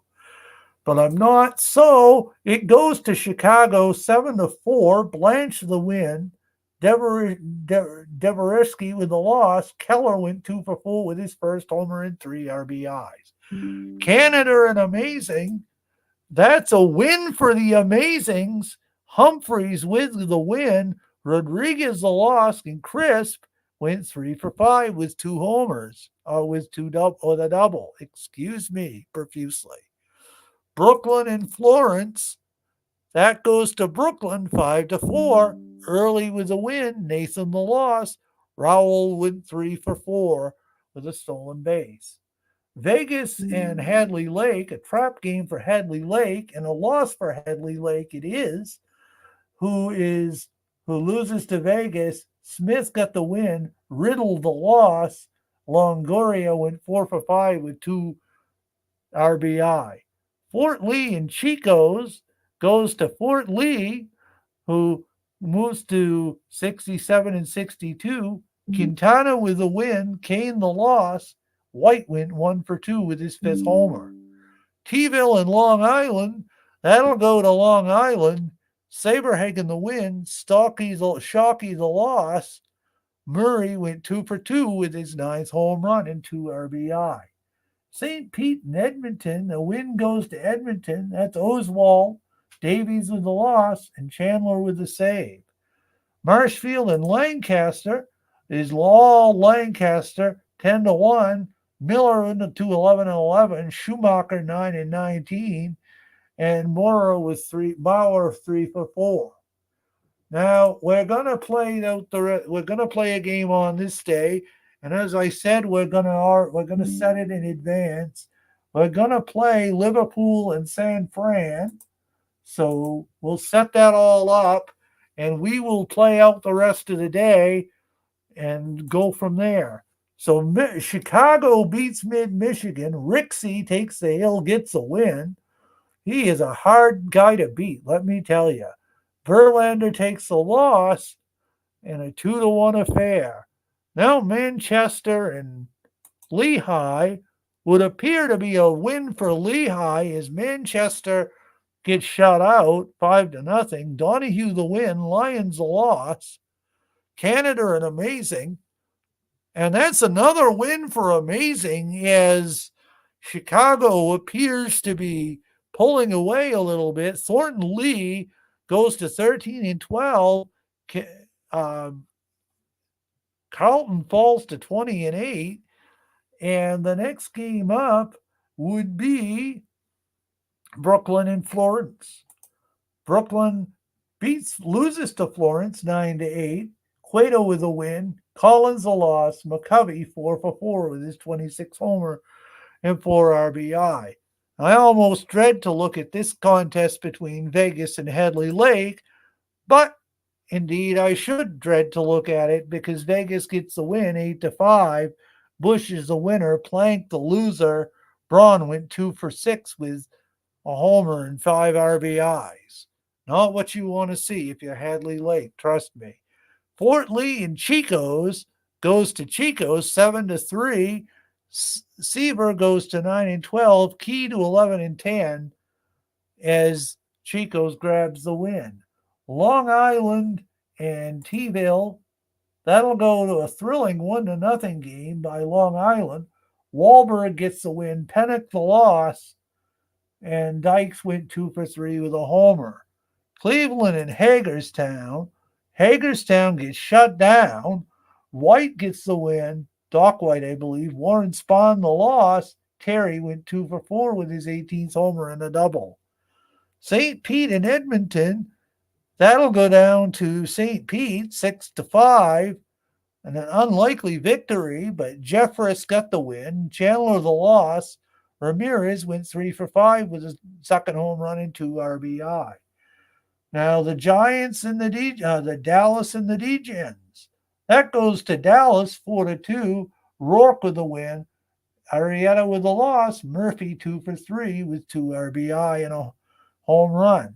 Marshfield and Lancaster, it's all Marshfield, who Liriano goes to 4-10. Buckeye goes to 10-6. Williams 2 for 3 with 2 homers, including his 48th and 3 RBIs. So with that, we're going to head on down to see Liverpool and San Fran. And I'm going to take a brief drink of water here as we get this squared away. So we are now playing. Oh, it looks like we're playing in this nice field. Sounds like a plan. I wish I could see the name of it, but I don't. So we are going to computer lineup, view opponent, computer lineup, and we are going to head on down to the ballpark, and I'm going to catch my breath while we're there. Actually, I'm going to check that just a sec. View opponent. Both teams have lineups. And off we go.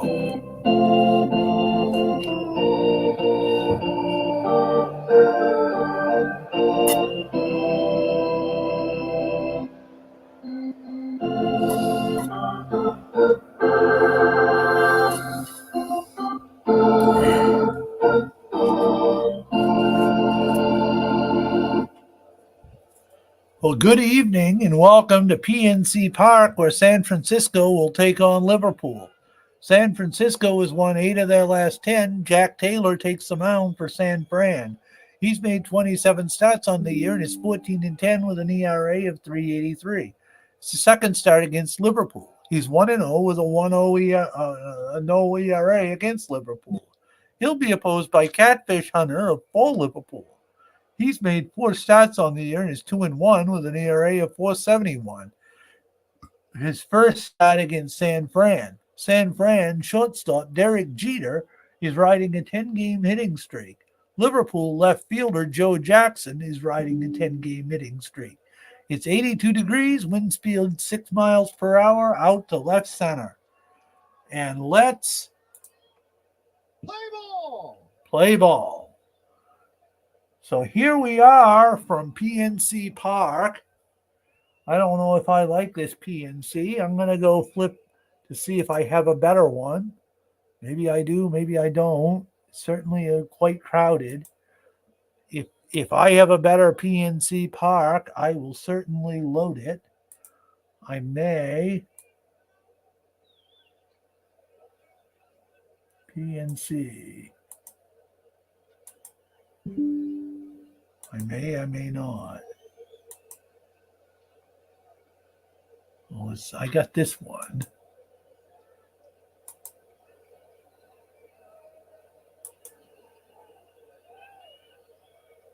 I don't think I did. All right, so we're just going to roll with what we have here. Apologies for the look of the field. It does look a little cluttered. If I could actually function with the game in full screen mode, it would probably look different, but I can't. So with that being said, we'll go through the fielders and the lineups. For Liverpool, who is the home team today, Catfish Hunter is on the hill. Danning is the catcher behind the plate. Around the horn, we have Chipper Jones at third, Archie Vaughan at short, Joe Morgan at second, Johnny Votto at first. In left, it's Joe Jackson. Center is Mike Trout. And right is Mookie Betts. At the plate, leading off for San Francisco is Tris Speaker, who's batting .316 with 6 homers and 42 RBIs. The pitch from Hunter And that ball is lifted down the line to Betts, who gloves it for out number 1 to retire the legendary Tris Speaker. Next up comes Derek Jeter. Hunter leers in for the sign from Danning, fires it over, and Jeter will take his base on ball 4. Jeter is a very good eye at the plate. Next up comes Ted Williams, who's got 33 homers and 107 RBIs, batting .353. It doesn't get any easier for Catfish Hunter as he works, fires to first. I don't blame him there. Jeter dives back in safely as the pitch comes homeward. And that one's lifted high and deep to right, but back there is Mookie, and he'll grab it for out number 2. Now up we have A-Rod. How many lineups have A-Rod, Ted Williams, Derek Jeter, and Tris Speaker to lead them off? You now know why San Fran is one of the teams to beat in this league. Jeter has 33 steals on the season as Hunter works. The pitch to A-Rod. And that one is scorched out past Archie Vaughn and into shallow left. Jeter will take third on the play. Rodriguez is at first. And next up comes the hit dog, Mo Vaughn, batting .210 with 28 homers, 91 RBIs. The pitch from Hunter, and that ball is smoked deep, high back, but Betts is there to collect it for out number 3. They dodged a bullet. They dodged a lot of bullets. But Liverpool has to feel good about that. Now they got to square off against Jack Taylor. And behind the plate, Carter. I'm not sure if it's Gary Carter or who it is. Indeed, it is Gary Carter. So in the field, we have left fielder Ted Williams, center fielder Tris Speaker, and right fielder Jackie Jensen, who's no slouch. At third, we have Alex Rodriguez, Jeter at short, Cano at second, and Mo Vaughn at first. Taylor's on the hill. Gary Carter's behind the plate. And Shoeless Joe stands in with a 10-game hitting streak, batting .367 with 16 homers, 59 RBIs. The pitch. And that ball is grounded out to Jeter, who slings it over to first to just get Shoeless Joe Jackson for out number 1. Next up, it's Archie Vaughn, batting .268 with 3 homers and 10 RBIs for the Liverpool squad. The pitch from Taylor. And that's slammed into center field for a base hit. Vaughn will take second on the play, and that is double number 5 on the year for him. Next up comes Johnny Votto, batting .301, 21 homers, 86 RBIs. Taylor looks at second, looks home, fires, and that one is lifted high and deep to right. Jensen going back on it. He's there, and he'll make the grab for out number 2 as Vaughn retreats to second. It's all down to Joe Morgan, however. The second baseman is batting .260, 16 homers and 54 RBI. The pitch. The runner is off. The ball is hit out to center. Speaker charges it and makes the grab for out number 3. So both sides have made it through one inning and done so relatively well. Catfish Hunter goes out for the top of the second, and he'll face Jackie Jensen, who's batting .254 with 17 homers and 68 RBI. The pitch from Jensen to Jensen. And that ball is drilled down the left field line deep. Jackson is there, and he lunges to make the grab at the last second for out number 1. Now it's Christian Yelich standing in, batting .233, 5 homers and 34 RBIs. What will Hunter do? He'll send a fly ball deep to right. Betts at the track, reaches up, and makes the catch for out number 2. It's up to Gary Carter, who's batting .242 with 25 homers and 77 RBIs. Hunter works. And that one's laced into the gap, And it looks like Carter's going to go for 3. The throw is not in time. And Gary Carter, with 2 outs, shoots a triple into the right center field gap to put the go-ahead run 90 feet away. Don't you know Robinson Cano is coming up, batting .296 with 11 homers, 42 RBI. The pitch. And that's a cue shot back to Hunter, who pounces on it and underhands it to first for out number 3. So Liverpool dodges a bullet there and has Mike Trout coming up next, batting .294 with 13 homers and 94 RBIs. Out of curiosity, let's look and see where Trout is batting in the lineup. He's the cleanup man. The pitch from Taylor.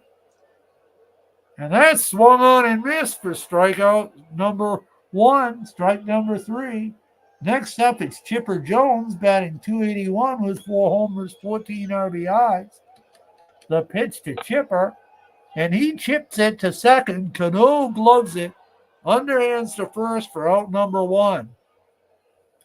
Next, we have Mookie Betts batting .333 with 3 homers, 17 RBIs. Taylor works. Betts cues it to first. Vaughn is up with it, takes it to the bag himself to retire the side. After 2, there's no score, and San Fran is back to the top of the order with Chris Speaker batting 0 for 1.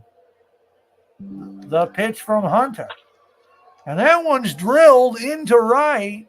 Speaker will stop at first, but he got one by the outstretched glove of Otto. And the leadoff man is aboard, but Derek Jeter standing in. Jeter has not got a hit today. I believe he walked his last time up. Indeed, he did walk his last time up. The pitch to Jeter, the throw to first. Before that, Speaker dives back safely. The pitch homeward. And that's a pitch out. Nothing doing. The 1-0 count from Hunter. Cued over the head of Vaughn and into left field or left right field. No, left right field. Excuse me. Runners aboard, nobody out. After top of the first inning, a threat looming with Ted Williams. Hunter has worked himself into a jam. The pitch. And he's going to walk Ted Williams to load the bases. Not what you really want to do there. But there's no easy outs in this San Fran lineup as Rodriguez stands in 1 for 1. And that one is lifted high and deep down the line. Fair or foul? It's fair. Foul. It's a fly out. The runner did not advance, so 1 man down as Mo Vaughn comes up 0 for 1. The pitch from Hunter.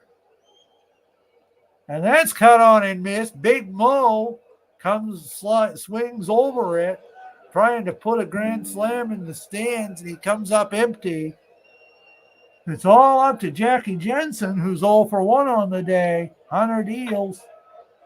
And that one's lifted out to center and deep. Trout's there. And just like that, Liverpool dodges a bullet, works out of a jam. And unbelievably, we still have no score as we head to the bottom of the 3rd. That was a major squander by San Fran there, as Peterson will stand in for Liverpool. Taylor works, and that's stroked down the line into right field. A bad play on it out there. We'll see what happens. That's a bad play by Jackie Jensen in right, allowing the runner to reach. Peterson hits the board. Jensen gave up on it way too early. Now, the last Liverpool game we did, Harry Danning had quite the game. I believe, if I remember right, he had 5 or 6 hits. Even so, he's batting .260 with a homer and 38 RBI. See what happens here. If he does that again, Liverpool may want me to be broadcasting even more of these games. The pitch. And sure enough, that's a line out to Chris Speaker, who spears it for out number 1. Peterson is aboard. Jackson's 0 for 1 on the day. He's riding the 10-game hit streak we mentioned earlier. Taylor fires. Back up the middle. Cano has it, flips to first to get the sure out, to get a double play rather. Flip to second into first. After 3, no score. Liverpool and San Francisco. Hunter's back aboard on the hill, facing Yelich, who's 0 for 1. The pitch to Yelich.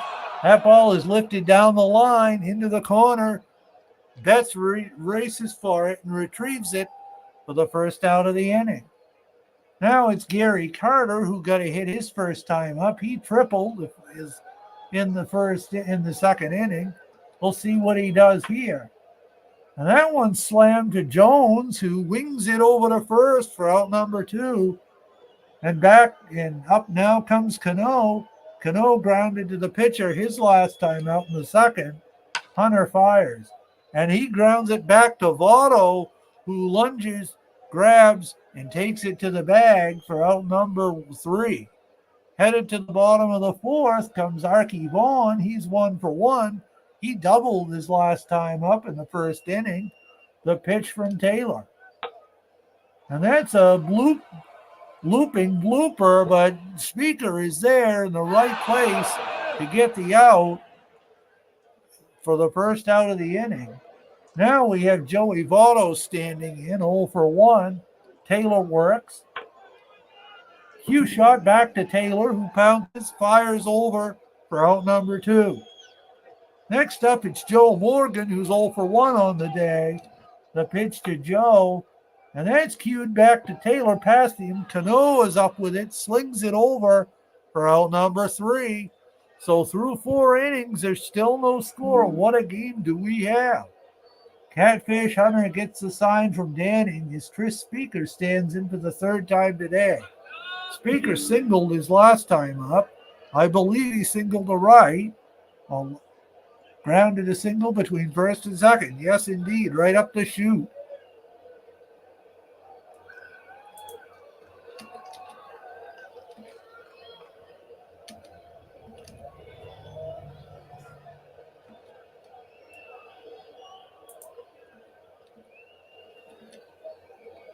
Okie doke. Hang with me here just a sec.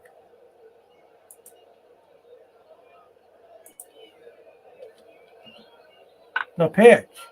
That ball is slammed out to right. Mookie Betts lunges into the stands for the out for out number 1. Now up it's Jeter. Jeter earlier today lined a single. The pitch to him. And that one's a towering blast out behind short. Archie Vaughn backtracks and makes the grab for out number 2. Now it's up to Teddy Ballgame, who's 0 for 1. He was intentionally walked his last time up. The pitch. That one's drilled past Morgan, and Williams is aboard with 2 men down, and A-Rod coming up. A-Rod, you'll recall, singled as well in the last inning, or in the first inning, rather. The pitch from Hunter. That ball is ball 4. So just like that, Hunter, who thought he was out of the inning, has put 2 men on with Mo Vaughn standing in. Big Mo can certainly unload in the blink of an eye, but he's got to learn to control his bat a little more.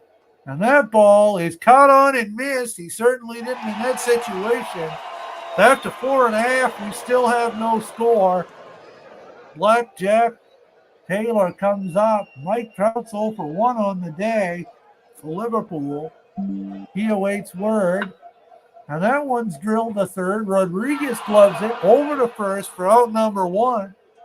Now we have Chipper Jones standing in. He's 0 for 1 for the Liverpool side. Earlier today, what did he do? He grounded to second. The pitch from Taylor. And he grounds back to the pitcher, who gloves it and flips to first for out number 2. Now up, it's Mookie Betts. Mookie on the day grounded to first. Let's see what he can do here. Taylor fires. The ball's lifted out to left, right. Jensen is chasing it, and he closes the gap and makes the catch for out number 3 as we head to the 6th. Still no score. Now up comes Jackie Jensen for the top half of the 6th for San Francisco, who's 0 for 2. Jensen, you will recall, used to play for the Red Sox in real life. He fly down the left field line his first time up and flied out to center after that. The pitch. And that ball grazes the zone for strike 3. Next up is Christian Yelich, who's also 0 for 2. Hunter works and drills one. Morgan has it, fires over to first for out number 2 to retire Yelich. Carter got a triple his first time up, and that looms large now as Hunter works. That ball is hit off the end of the bat out to center. Trout's under it and makes a sensational catch. The ball died at the end of that, and Trout really had to make a quick adjustment for a web gem in his 38th great play of the season. Headed to the bottom of the 6th, we have Jace Peterson standing in. He's 1 for 1.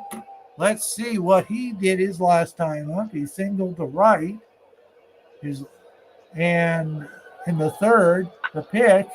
That one is looped into right as well. Another bad play by Jensen, who checked up on it.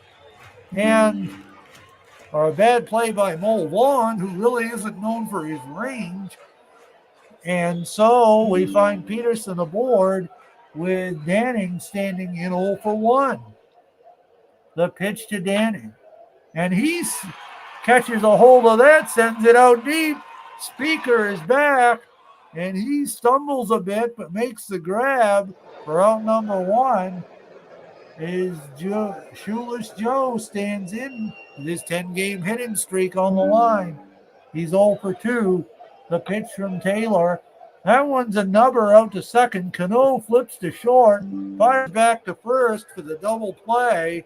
And just like that, the inning is over. And Catfish Hunter returns to the hill with only 86 pitches as we head to the 7th. Robbie Cano is 0 for 2. The pitch to him. That one buzzes the zone for strike 3 and strikeout number 4 on the day for Catfish. Next up, we have the top of the order once again with Tris Speaker, who is 1 for 3 on the day. The pitch. Speaker lifts it down the left, high and deep to right. Betts flags it down, signals he's got it, and makes the grab. Now it's up to Jeter, who's 1 for 2, to keep the inning going. Hunter works. That's a bounder back to Hunter, who defers to Votto and covers first to record the out as we head to the bottom half of the 7th.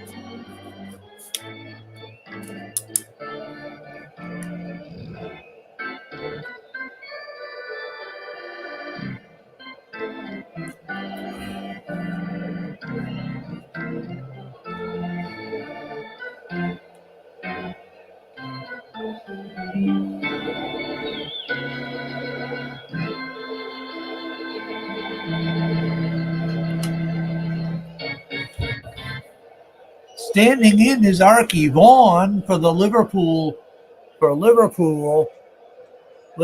Baseball Club. He doubled to right center in the first and flied to shallow left center prior to in the last at bat. The pitch from Taylor. And he just froze him up there for strikeout number 2 to Taylor. Taylor's only thrown 64 pitches, so he can go a while. Now up comes Votto. He's 0 for 2 on the day. The pitch to him. And that one smashed back to Mo Vaughn, who underhands it to Taylor for out number 2. Joe Morgan will stand in as the 0 for 2 as he awaits the pitch from Taylor. And Joe loops it into left for a single in front of Teddy Ballgame. Morgan is a threat to steal. He's stolen 49 on the season as Trout steps in. The pitch from Taylor. The runner's off. The throw is not in time. Shoeless Joe beat it out. Well, not Shoeless Joe. Joe Morgan beat it out. And he's at second with 2 men down as Trout's in the hole 0-1. The pitch. And that one's lifted. It's out deep to right, left, and it is a double, a triple off the top of the wall. Mike Trout plates the first run of the game. What a play it was. They thought that might have been out, but it wasn't. So Trout stands at third with Chipper Jones standing in. Jones is 0 for 2. And that ball is ball 4. Taylor can't lose his composure here. And it gets no easier as Mookie Betts steps in. Betts is 0 for 2 today. That one's dribbled down the first base line. Vaughn has it, gets it to first to end the inning, but not before Trout triples home the go-ahead run. As we head to the top of the ninth, is Ted Williams coming up to face Catfish Hunter. The pitch. That one's right back to Hunter, back to Vaughn rather, and he makes a bang-bang play to first, Archie Vaughn, to retire Ted Williams. Next up, it's A-Rod, who's 1 for 2, and A-Rod on the day, let's see, he walked in his last time up and lined a single to left center. And the pitch from Hunter sails over the zone for strike 3. That's strikeout number 5. Now the hit dog, Mo Vaughn, stands in. The pitch to him. And he goes flailing after it. That's his third strikeout of the day.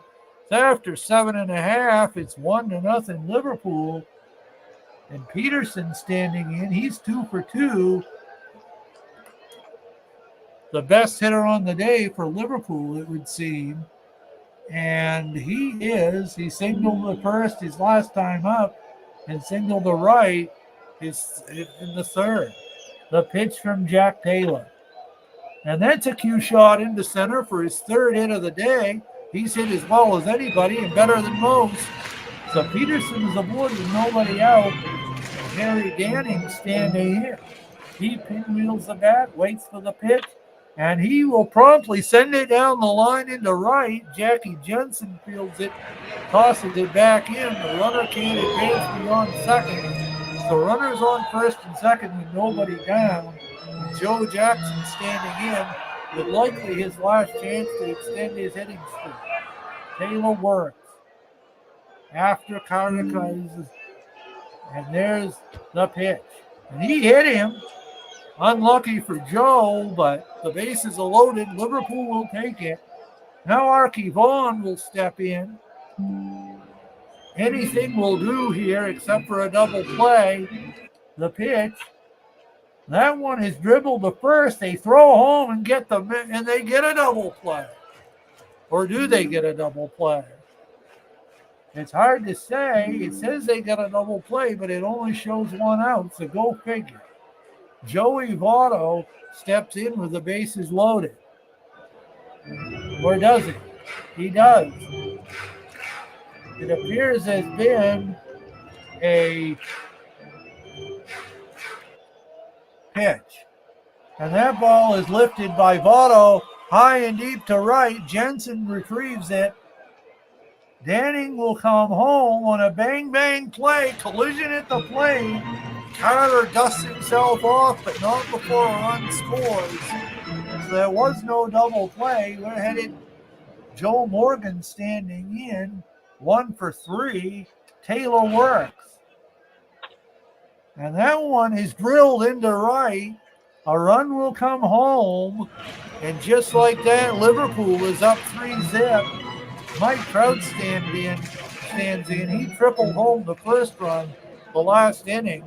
The pitch from Taylor, who's going to be tiring. And he loops another one into left And another run comes home. Or does it? It does not. They call him out. A bang bang play. That was closer than it looked. They may want to look it over, but I guess they're not gonna. So after 8, it's 3-0 Liverpool. Jackie Jensen standing in as Catfish Hunter deals. And that hits the zone, but they call it a ball, and out to first goes Jensen. Next up comes Christian Yelich, who's 0 for 3. Hunter wants to talk it over, so Danning comes out on the throw homeward. But that one will find its way into right field for a base hit. Jensen's at second, Yelich at first. Cotter is up 1 for 3. The pitch to Cotter. And that's fouled off to the backstop for strike number 2. And while we have a moment, we'll look and see what Carter did. He tripled in the second inning. And so here comes a pitch from Hunter. That one is ball 4. Not what you want to see. Not what you want to see indeed. As Robbie Cano comes up and Danning is looking out at his pitcher in disbelief. Hunter throws. That one's a grounder to Morgan, who flips to second for 1, on to first for 2. They'll take the double play, but only give up a run. But the tying run is at the plate, and Tris Speaker, don't underestimate him. Hunter gets the sign. The pitch. And there's the ball game. San Fran drops it to Liverpool Baseball Club on a strikeout. Catfish Hunter with a win, 3-1. A big win for Liverpool in a fantastic game that really, right up until the 8th inning, could have gone either way. And Liverpool scored all 3 of their runs in the 7th and 8th. And so I'm going to look and see who indeed gets to be the Catfish Hunter is the MVP. And I can't really argue with that because he did keep San Fran off the board and certainly kept the bases loaded at one point.